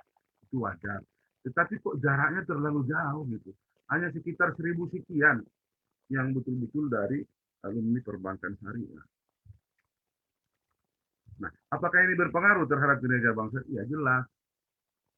Akan dibutuhkan dana yang lebih banyak untuk melakukan pelatihan kepada karyawan bank ini untuk memahami perbankan syariah, keuangan syariah, dan sebagainya. Memberikan etika yang islami, adab yang islami, berpakaian yang islami, dan sebagainya. Akan lebih banyak menggunakan, mengeluarkan dana untuk itu. Pasti berpengaruh. Nah, jadi mudah-mudahan di hari-hari yang akan datang, dengan banyaknya berbuka jurusan atau bahkan fakultas terkait dengan ekonomi Islam di Indonesia ini dan menjadi favorit yang utama di Indonesia ini, terutama tahun 2020 ekonomi syariah. Lalu yang kedua perbankan syariah dibanding seluruh jurusan yang ada di PTKI. Semoga itu mendapat apresiasi dari lembaga keuangan syariah. Nah, ketika saya menjadi DPL Dewan Pembimbing Lapangan mahasiswa di seluruh Sumatera Barat gitu Pak. Di lembaga-lembaga keuangan yang tidak saya harus sebutkan, baik itu BMT, baik itu Koperasi Syariah, baik itu perbankan syariah. Ya memang mayoritas tingkat profesionalitasnya tidak seperti yang kita ingin, yang kita latih mahasiswa selama 4 tahun atau 3 tahun. Gitu. Ujuk-ujuk jadi gitu ya. Ketika saya tanya apa namanya musyarakah mutanakis, nggak paham. Dia hanya menjudulkan kontrak saja, mengeluarkan formulir. Apa namanya mudharabah mustarokah? Coba jelaskan bagaimana mekanismenya, aplikasinya. Nggak paham. Ijarah muntahya bitam nggak paham juga. Nah, jadi hal-hal seperti ini dia hanya menyodorkan kontrak sama kita formulir. Sehingga ketika terjadi transaksi tawar-menawar, dia nggak paham, dia hanya berpatokan kepada formulir yang diserahkan. Ini pengalaman saya Pak, pengalaman saya menjadi DPL tentu di Sumatera Barat itu sekitar 8 tahun. Ini menjadi problem kita bersama. Oke, barangkali itu Pak. Terima kasih. Terima kasih Pak Asyari Hasan sebagai narasumber atas pencerahannya dari beberapa penanya tadi. Sebelum saya lanjutkan. Nggak kedengaran Mas Luki. Ya. Sebelum saya lanjutkan Pak, terima kasih. Mohon maaf, sudah dengar Pak? Oke. Ya, sebelum saya lanjutkan Pak, mohon izin. Terima kasih atas respon dan pencerahannya ini tadi dari beberapa pertanyaan yang sudah diajukan dan tanggapan tentunya dari audiens. Sebelum kami lanjutkan lagi, ini izin Pak, saya konfirmasi kepada Pak Ketua Komisi dan narasumber berdasarkan alokasi waktu. Tadi jadwalnya ini kita kan mulai 7:30 tadi Isya sampai dengan pukul 21.00. Tapi ternyata respon dari audiens cukup menarik ini tadi. Banyak sekali yang menanggapi dan memberikan pertanyaan kepada narasumber tentunya. Ini ada 2 penanya lagi sepertinya Pak. Izin apakah kita lanjutkan atau cukup Pak? Dari Pak Ketua Komisi dan narasumber. Ini yang menarik yang disampaikan oleh narasumber kita ini sangat kompeten dan ini sangat mendasar. Kita nanti juga akan bicara bukan hanya syariah, tapi maqasidus syar'i yang tadi disampaikan itu kayaknya perlu dibahas mendalam. Memang idealnya itu tepat waktu mulai, tepat waktu akhir. Tapi ini saya kira diberikan waktu lagi tambahan, mungkin setengah jam atau berapa. Saya setuju ditambahin ini Pak. Terima kasih. Ini berarti ada ekstensi waktu ya Pak? Ya. Baik. Ini ada dari Pak Imam Baihaqi ini sama dari chat juga ada ini Pak, izin. Yang dari chat saya bacakan dulu ya Pak. Selanjutnya nanti silahkan dilanjut Pak Imam Baihaqi menanggapi. Ini dari chat ada dari Bapak DPP ini, Muhammad S. Apakah tingkat literasi keuangan syariah yang meningkat ini merupakan salah satu efek adanya KNEKS, yaitu Komite Nasional Ekonomi Keuangan Syariah? Ini pertanyaan dari Pak Muhammad S, DPP. Selanjutnya sekaligus ini Pak Imam Baihaqi silahkan, biar nanti sekaligus direspon dan diberikan pencerahan dari Al-Mukarram, Pak Asyari Hasan. Silakan Pak. Bismillahirrahmanirrahim. Assalamualaikum warahmatullahi wabarakatuh. Waalaikumsalam. Waalaikumsalam warahmatullahi wabarakatuh. Syukran jazilan para masyayikh, narasumber, Dr. Hasan, dan ikhwan-ikhwan sekalian. Jadi pertama ketika narasumber mengutarakan tentang arti umat, sebetulnya dalam bahasa Indonesia pun umat itu umum. Kita selalu mesti mengatakan umat manusia. Ya, umat manusia. Jadi umat dalam hadis Rasulullah juga ada dalam bahasa Indonesia, umat manusia. Umum juga. Dan kita juga sering mengatakan umat Kristiani. Jadi umat itu bukan hanya untuk umat Islam. Kita selalu umat Islam karena kita umat Islam. Tapi umat yang lain, umat Kristiani, kita juga sering menyebutkan umat Kristiani. Jadi sebetulnya sama dengan ayat Al-Quran ketika menyebutkan kuntum khairu ummatin, itu tentunya khairu ummah adalah umat Islam dan kata-kata umat yang lain. Jadi sebenarnya kata umat ini dalam pandangan saya sama saja dalam bahasa Arab dan dalam bahasa Indonesia, masih umum dan pembahasannya juga bisa dibahas secara umum dan secara khusus. Kemudian kita melihat background ada Islamic banking di Indonesia. Awalnya adalah timbul dari kaidah usul fikih malam yutraku kulluhu malam yutrakulluhu la yutrakulluhu. Sesuatu yang tidak bisa diambil alih secara keseluruhan, dilaksanakan secara keseluruhan, ya sebagian pun jadilah. Maka ketika itu dimulailah mendirikan bank muamalah di mana kontrak-kontraknya adalah copy and paste. Hampir-hampir copy and paste. Makanya tinggal tambahan-tambahannya yang itu belum banyak profesional kita. Yang jadi masalah setelah 30 tahun itu ya kok masih seperti itu juga. Itu masalah. Di satu sisi ketika terjadi konflik atau terjadi masalah perbedaan penafsiran, itu kita melihat, saya setuju dengan yang dikatakan oleh narasumber bahwa kontrak-kontrak dalam bank syariah itu semuanya kontrak sepihak. Betul, kita nggak bisa berkutik. Saya pengalaman bolak-balik, akhirnya apa? Ketika saya tidak setuju, ya sudah, maaf, saya mengundurkan diri. Hanya begitu yang bisa. Karena saya katakan saya paham tentang ini dan saya punya hak untuk beradu argumentasi. Tapi kalau tidak bisa, ya sudah, lebih baik saya yang ngalah. Nah, akhirnya kita menyatakan bahwa kontrak-kontrak yang di bank syariah memang boleh dikatakan tidak fair ya. Karena seperti itu. Apalagi kalau kita lihat rata-rata katakanlah nasabah kita, baik debitor maupun kreditor, itu sama-sama orang yang butuh. ya butuh untuk menabung atau butuh untuk meminjam atau butuh untuk pendanaan. Sementara kontraknya itu selalu tulisannya kecil banget. Sangat-sangat kecil kali, dan biasanya tidak diberikan kesempatan untuk membaca itu. Saya baca dulu ke rumah ya, 2-3 hari baru lagi akan datang. Itu biasanya enggak, silakan aja tanda tangani. Gitu. Itu prakteknya seperti itu. Mungkin karena praktek berarti ada yang berbeda. Berikutnya mengenai SDM Bank Syariah.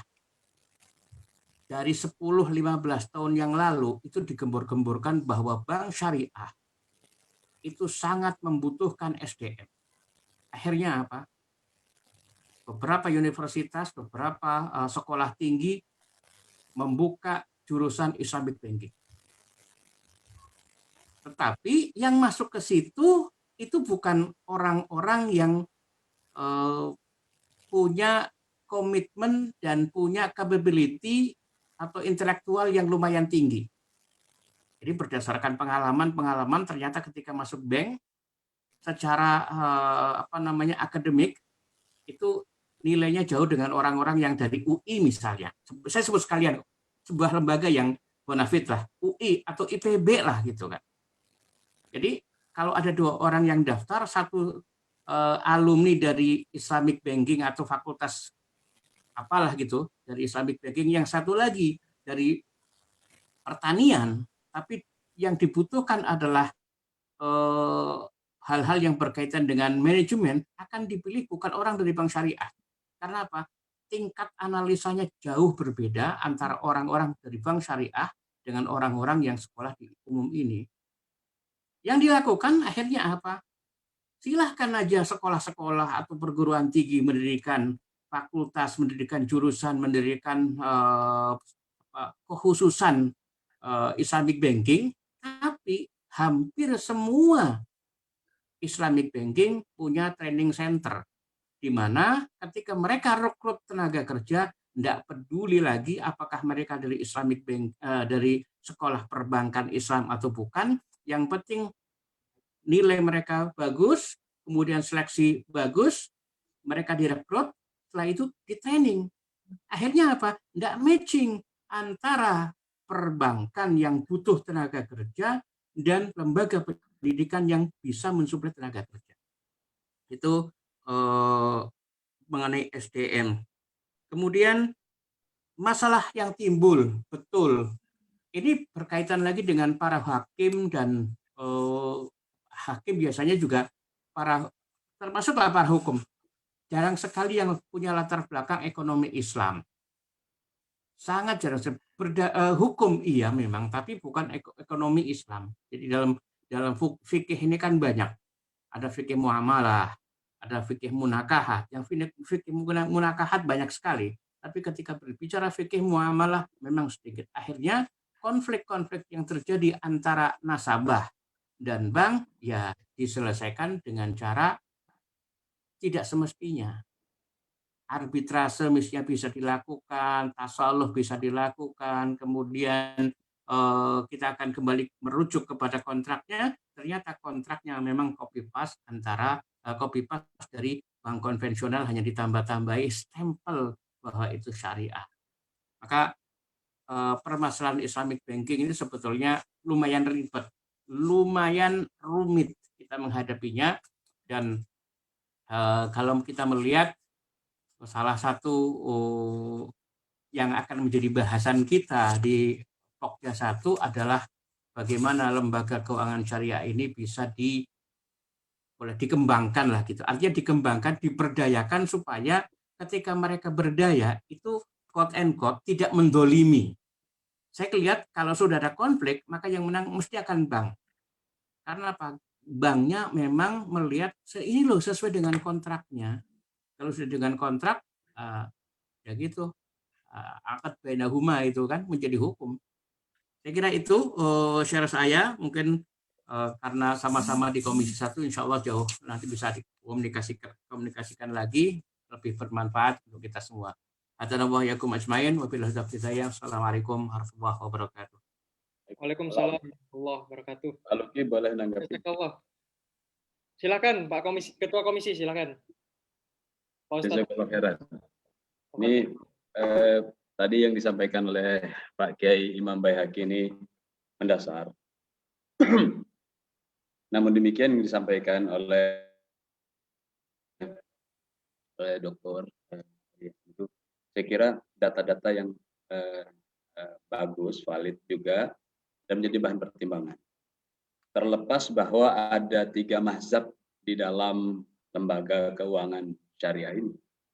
Mazhab pertama yang kemudian sama sekali menolak karena bahasanya ya bahasa copy paste kayak tadi, niru-niru dari perbankan dan dani, sehingga semuanya menolak. Kayak mazhabnya bagi as-sadr, sehingga banyak sekali sekarang kawan-kawan milenial itu yang punya nggak mau pakai bank syariah karena ya ternyata ya tadi itu perjanjiannya sepihak, kalau ada ada arbitrasenya kemudian tidak fair, kemudian tidak ada pertolongan keberpihakan sebenarnya kepada umat dalam ini rakyat. Tapi kalau kita bicara rakyat madani di Indonesia ya mayoritasnya Islam ya umat itu ya kemudian mayoritasnya Islam. Nah ini mazhab pertama. Mazhab kedua kan mazhab mainstream yang terjadi sekarang yang dibahas oleh Pak Kiai tadi tentang bagaimana di copy paste atau dibenahi, diperbaiki. Tapi yang menarik kalau di luar negeri itu kan banyak kan seperti disebutkan Pak Kiai Imam Baihaqi itu Islamic banking. Kalau di kita itu jadi syariah. Itu rasanya itu lebih mendalam yang Islami bahasanya itu karena dia lebih apa sehingga berbicara tentang karakter juga saya kira bukan sekedar masalah latar belakang pendidikan tapi karakter dari pelaku keuangan syariah. Jadi kadang-kadang konvensional terus ketika ada jabatan perbankan syariah pindah di syariah, ada lagi tawaran konvensional pindah lagi di ke konvensional. Saya kira ini bukan sekadar masalah latar belakang pendidikan, tapi karakter keislaman dan keberpihakan terhadap pembelaan keuangan umat. Lalu ada manhaj mazhab ketiga itu yang kemudian ya sudah kalau gitu mencari titik temu, mengkritisi juga mazhab yang menolak sama sekali dan mengkritisi juga mazhab yang mainstream. Kira nanti kita bisa membuat diskusi panjang yang berani melakukan out of the box dari kajian-kajian semacam ini ketika kemudian kita menawarkan bagaimana sebenarnya konsep yang ada. Karena kalau dalam konsep atau Islam sampaikan, kita tidak merasakan itu profit and loss sharing yang full power dan terjadi keberpihakan. Semuanya ditawarkan dengan alasan bisnis, itu kemudian menjadi profit juga. Kalau loss seperti apa? Kalau dia total loss seperti apa? Backup terhadap bantuan pada umat seperti apa? Sehingga ujung-ujungnya kalau kita melihat pembelaan kepada umat dari lembaga keuangan syariah itu, yang diuntungkan tuh owner. Diuntungkan owner dari perbankan. Apakah kemudian ketika kita mengkritisi dulu Profesor Yunus di Bangladesh itu dengan Grameen Bank, itu yang diuntungkan yang besar kapitalisasi dari ownernya. Rakyatnya tidak ada yang bisa jadi konglomerat dengan adanya lembaga keuangan Islam syariah. Mestinya kan bisa umat itu menjadi besar. Apalagi kalau yang datang itu jelata. Ini apalagi kalau bicara itu bisa tutup pintu tuh lembaga keuangan syariah karena manajemen risikonya menggunakan pendekatan manajemen risiko barat. Padahal di dalam surat Al-Baqarah yamhaqullahu riba wa yurbis shadaqah. Seharusnya bisa di backup ketika bahkan terjadi total loss dengan pendekatan sedekah itu. Nah itu tapi kenapa saya pernah diskusi dengan Ketua Basnas sebelum Pak Bambang, Pak Didin Hafiduddin. Kenapa kemudian asnaf yang digunakan ada dalam 8 asnaf itu 4 personal, 4 sistem nggak digunakan. Sehingga akhirnya orang melihat ya beda tipis begitu. Tapi saya kira saya setuju bahwa ini akhafu darurain. Kita harus terus membela yang namanya keberpihakan terhadap Islam. Sambil terus memperbaiki, mencari titik temu, dan saya kira kalau ada adjustment di tengah jalan, ada pemikiran yang kemudian ada mengkritisi dan ada perbaikan yang benar-benar bermanfaat untuk rakyat. Kita pernah iuran, bikin bank muamalat awal-awal tuh, seperti waktu kita iuran bikin Republika. Jadi kan kepada umat Islam bisa. Tapi belakangan kan kemudian kita nggak dengar lagi kepemilikan kita yang dulu iuran saham mendirikan. Jadi ownership rakyat ini saya kira kalau memang kita tidak menyebutnya hanya umat Islam, rakyat seluruhnya di Indonesia mesti jelas. Nah sekarang kan ada bangsa berpihak kepada rakyat Muslim yang mayoritas, juga seluruh rakyat Indonesia, apalagi kalau berbicara sektor hulu, ya, agribisnis dan sebagainya, katanya penulis. Nah ini saya kira perlu dikritisi. Terima kasih, saya sharing. Terima kasih. Syukron Ustadz, Bapak Ketua Komisi Pemberdayaan Ekonomi Umat MUI atas tanggapan dan sharing ilmunya malam hari ini. Selanjutnya Pak Asyari Hasan, izin Pak, ada yang mau ditanggapi dari beliau-beliau ini tadi, Pak Imam Baheki dan Pak Ketua?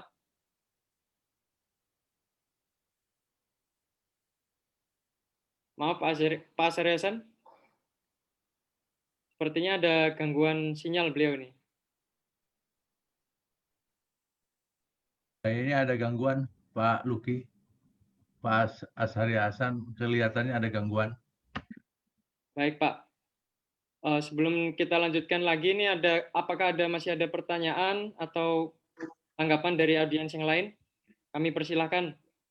Masih ada ekstensi waktu, mungkin izin Pak Ketua sampai jam 10 ya Pak?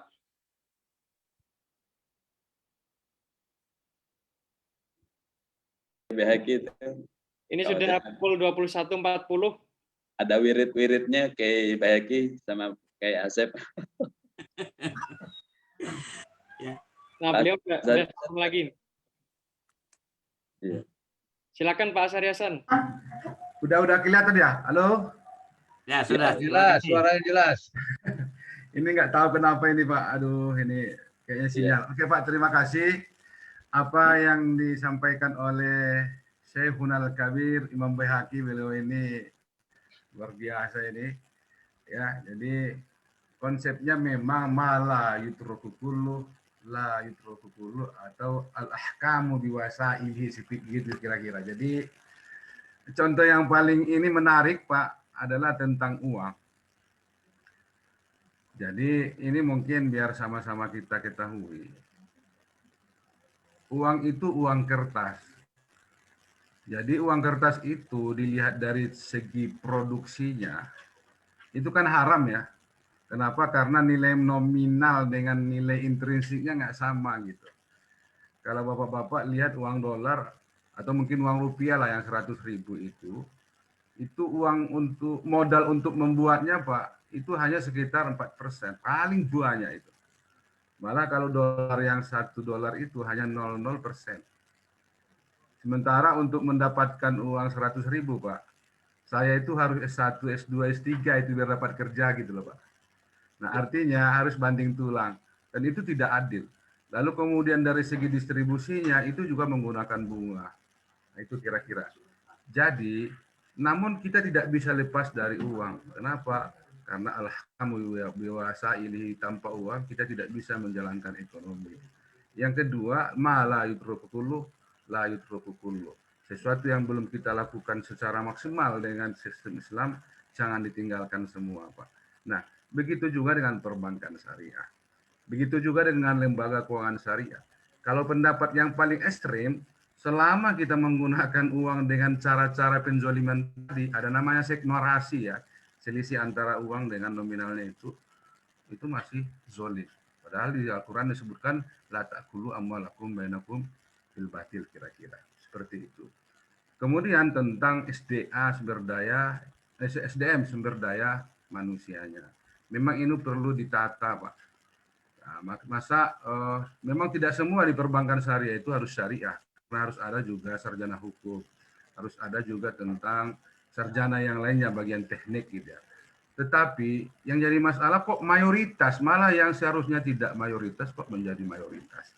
Ini yang menjadi masalah. Padahal kita orang Islam tahu lembaga perbankan syariah itu atau lembaga keuangan syariah konsepnya adalah al-adalah.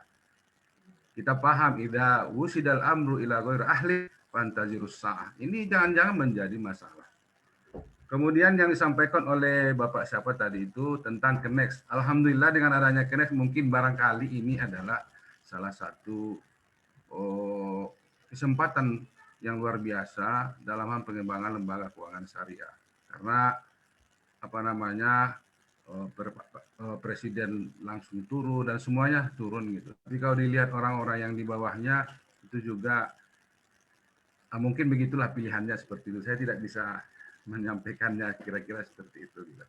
Kemudian untuk Pak Ketua, alhamdulillah terima kasih itu ilmunya. Memang ini menarik Pak Ketua. Jadi pendekatan tentang maqasidus syariah ini lebih menarik lagi kalau kita menggunakan Jasar Audah, Pak, pendekatan sistem. Jadi seharusnya lembaga keuangan syariah itu harus melakukan dalam hal dalam hal tentang maqasidus syariah, maslahah, ya maslahah itu yang maqasid syariah, pendekatannya pendekatan sistem, Pak. Jadi dia lebih komprehensif. Satu elemen saja tidak jalan, itu lampu nggak nyala, Pak. Atau mungkin dia nyala berkedip-kedip ya. Oleh karena itu, pembaharuan tentang lembaga keuangan syariah agar betul-betul berpihak pada masyarakat, kepada umat itu, maka pendekatannya haruslah pendekatan sistem, Pak. Oh, kalau kita terlalu dianggap radikal, terlalu liberal ya, melakukan pendekatan sistem yang dilakukan oleh Yasir Audah. Paling tidak pendekatan yang dilakukan oleh Ibnu Ashur terkait dengan maqasidus syariah dan maslahah, di mana terkait dengan konsepsi maslahah dalam hal pengembangan apapun dalam hukum Islam termasuk itu adalah terkait dengan ekonomi syariah, di mana kita harus memisahkan antara usul fikih dengan maslahah itu sendiri. Kenapa? Karena hal-hal yang dicakup oleh usul fikih itu barangkali yang dibuat oleh Imam Syafi'i tidak lagi mampu untuk mengcover semua kepentingan di zaman modern sekarang ini. Ya, barangkali contohnya tentang sel punca, Pak, yang sekarang lagi keren-kerennya sel punca gitu. Nah, dalam ekonomi syariah barangkali banyaklah yang perlu dikaji, yang saat ini gitu, yang perlu dilakukan pendekatan maqasid syariahnya bukan yang lama gitu lah, bukan lagi dari Al-Juwaini, bukan lagi Imam Ghazali, bukan lagi yang lain-lain, At-Tufi gitu. Tetapi yang sekarang yang lagi menggemparkan dunia itu adalah Yasir Audah dengan konsep pendekatan sistemnya, Pak. Barangkali ini perlu digunakan di MUI biar bisa mengcover segala-galanya. Mungkin itu aja ya. Masih ada yang lain atau gimana? Biar saya mungkin closing statement atau gimana, Pak? Baik, kami persilahkan jika masih ada pertanyaan atau tanggapan dari peserta.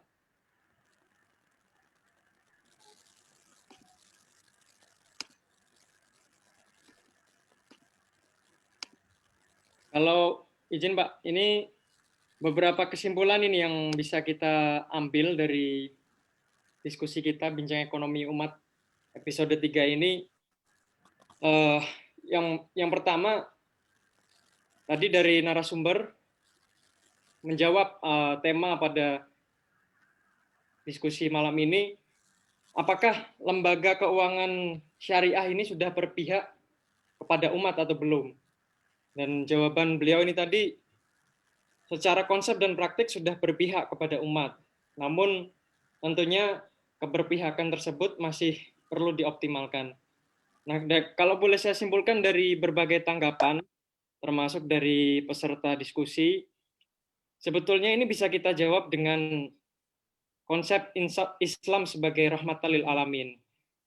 Sebagaimana tadi dijabarkan juga oleh narasumber bahwasanya makna umat ini harus kita sepakati dulu. Kita tidak boleh mendikotomikan atau kita membagi kubu-kubu sendiri antara lembaga keuangan syariah dengan lembaga keuangan konvensional. Dan kita harus sepakat bahwasanya umat ini siapa? Umat itu adalah seluruh rakyat atau seluruh golongan yang tidak didasari atau dilatar belakangi dengan kesamaan atau perbedaan keimanan. Ini yang perlu disepakati bersama sehingga konsep Islam sebagai rahmatan lil alamin yang dicita-citakan atau yang menjadi konsep yang dibawa oleh Nabi Muhammad SAW ini bisa tercapai pada era modern saat ini. Kemudian selain lembaga umat, lembaga keuangan syariah ini juga merupakan lembaga bisnis. Ini tidak boleh kita lupakan. Yang secara definisi berarti atau secara ekonomi ini berarti ada iklim kompetisi dan hitungan untung rugi secara ekonomi. Jadi tentunya lembaga keuangan syariah ini memiliki tantangan dan memiliki hambatan yang harus dijawab tentunya oleh orang-orang yang merasa memiliki lembaga keuangan syariah ini.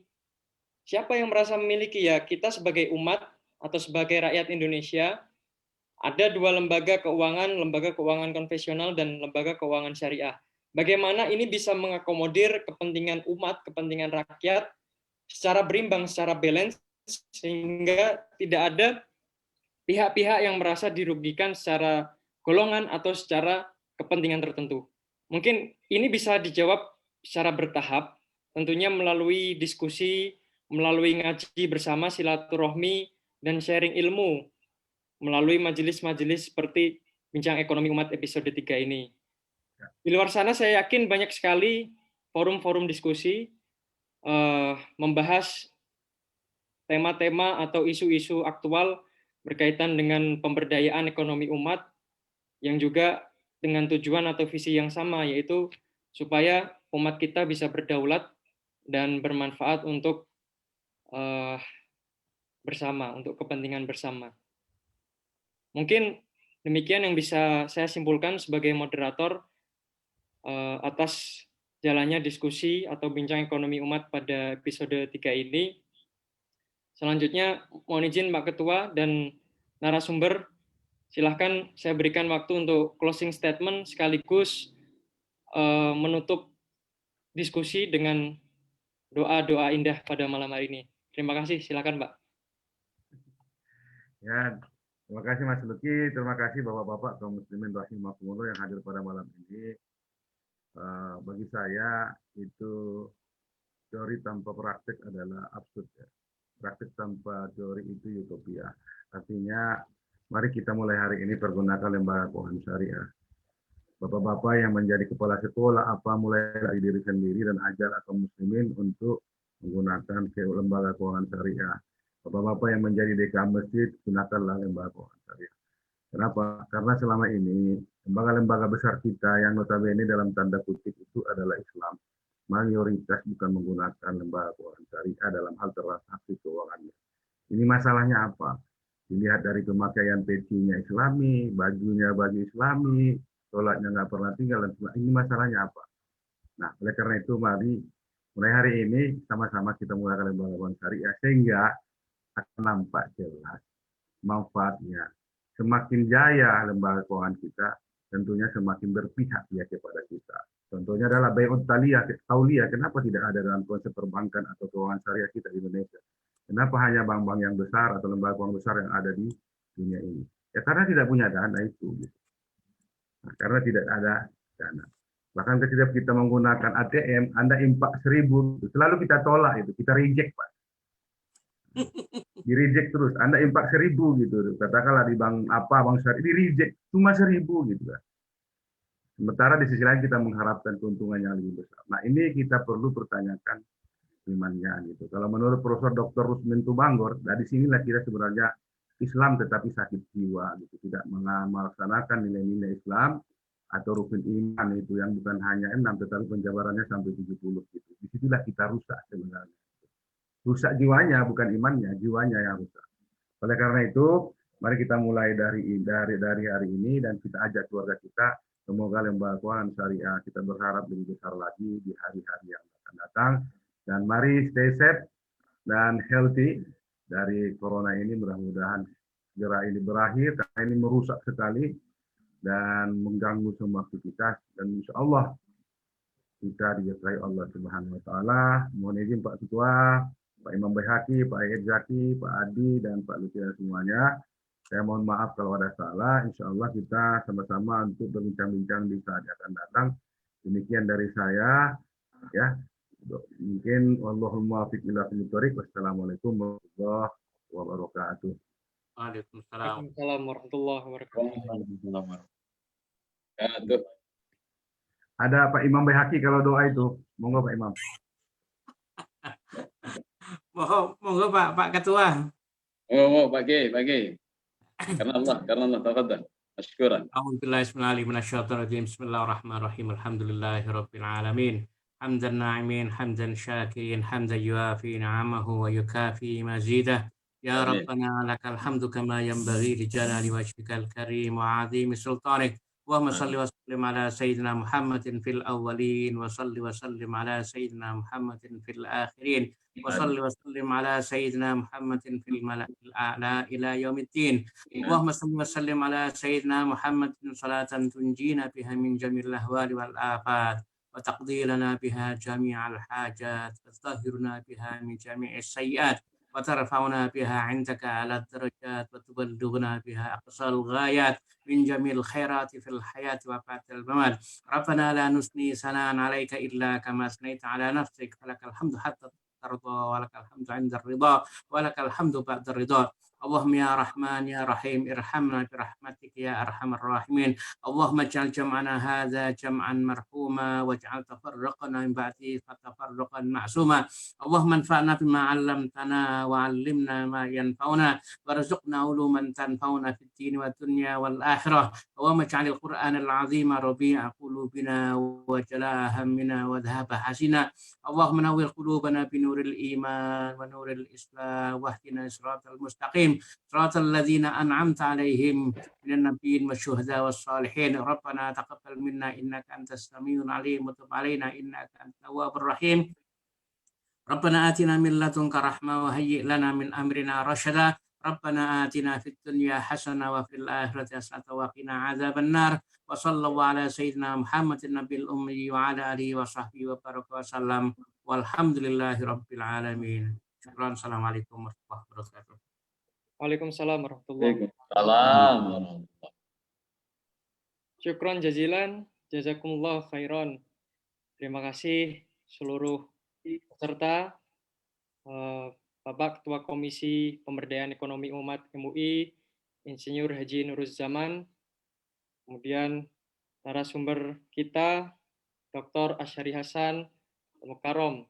Terima kasih atas sharing ilmunya, dan tentunya seluruh peserta diskusi yang memberikan tanggapan, reaksi, respon, dan termasuk sharing ilmu, termasuk yang mendengarkan. Terima kasih atas kehadirannya pada diskusi virtual melalui udara pada malam hari ini. Insya Allah semoga diskusi yang rencananya dilaksanakan secara rutin istiqomah setiap Sabtu malam dilanjutkan pada Bincang Ekonomi Umat episode 4 minggu depan, membawa manfaat untuk kita semua. Amin. Subhanakallahumma wa bihamdika asyhadu an la ilaha illa anta astaghfiruka wa atubu ilaik. Saya selaku moderator secara pribadi mohon maaf. Terima kasih. Assalamualaikum warahmatullahi wabarakatuh.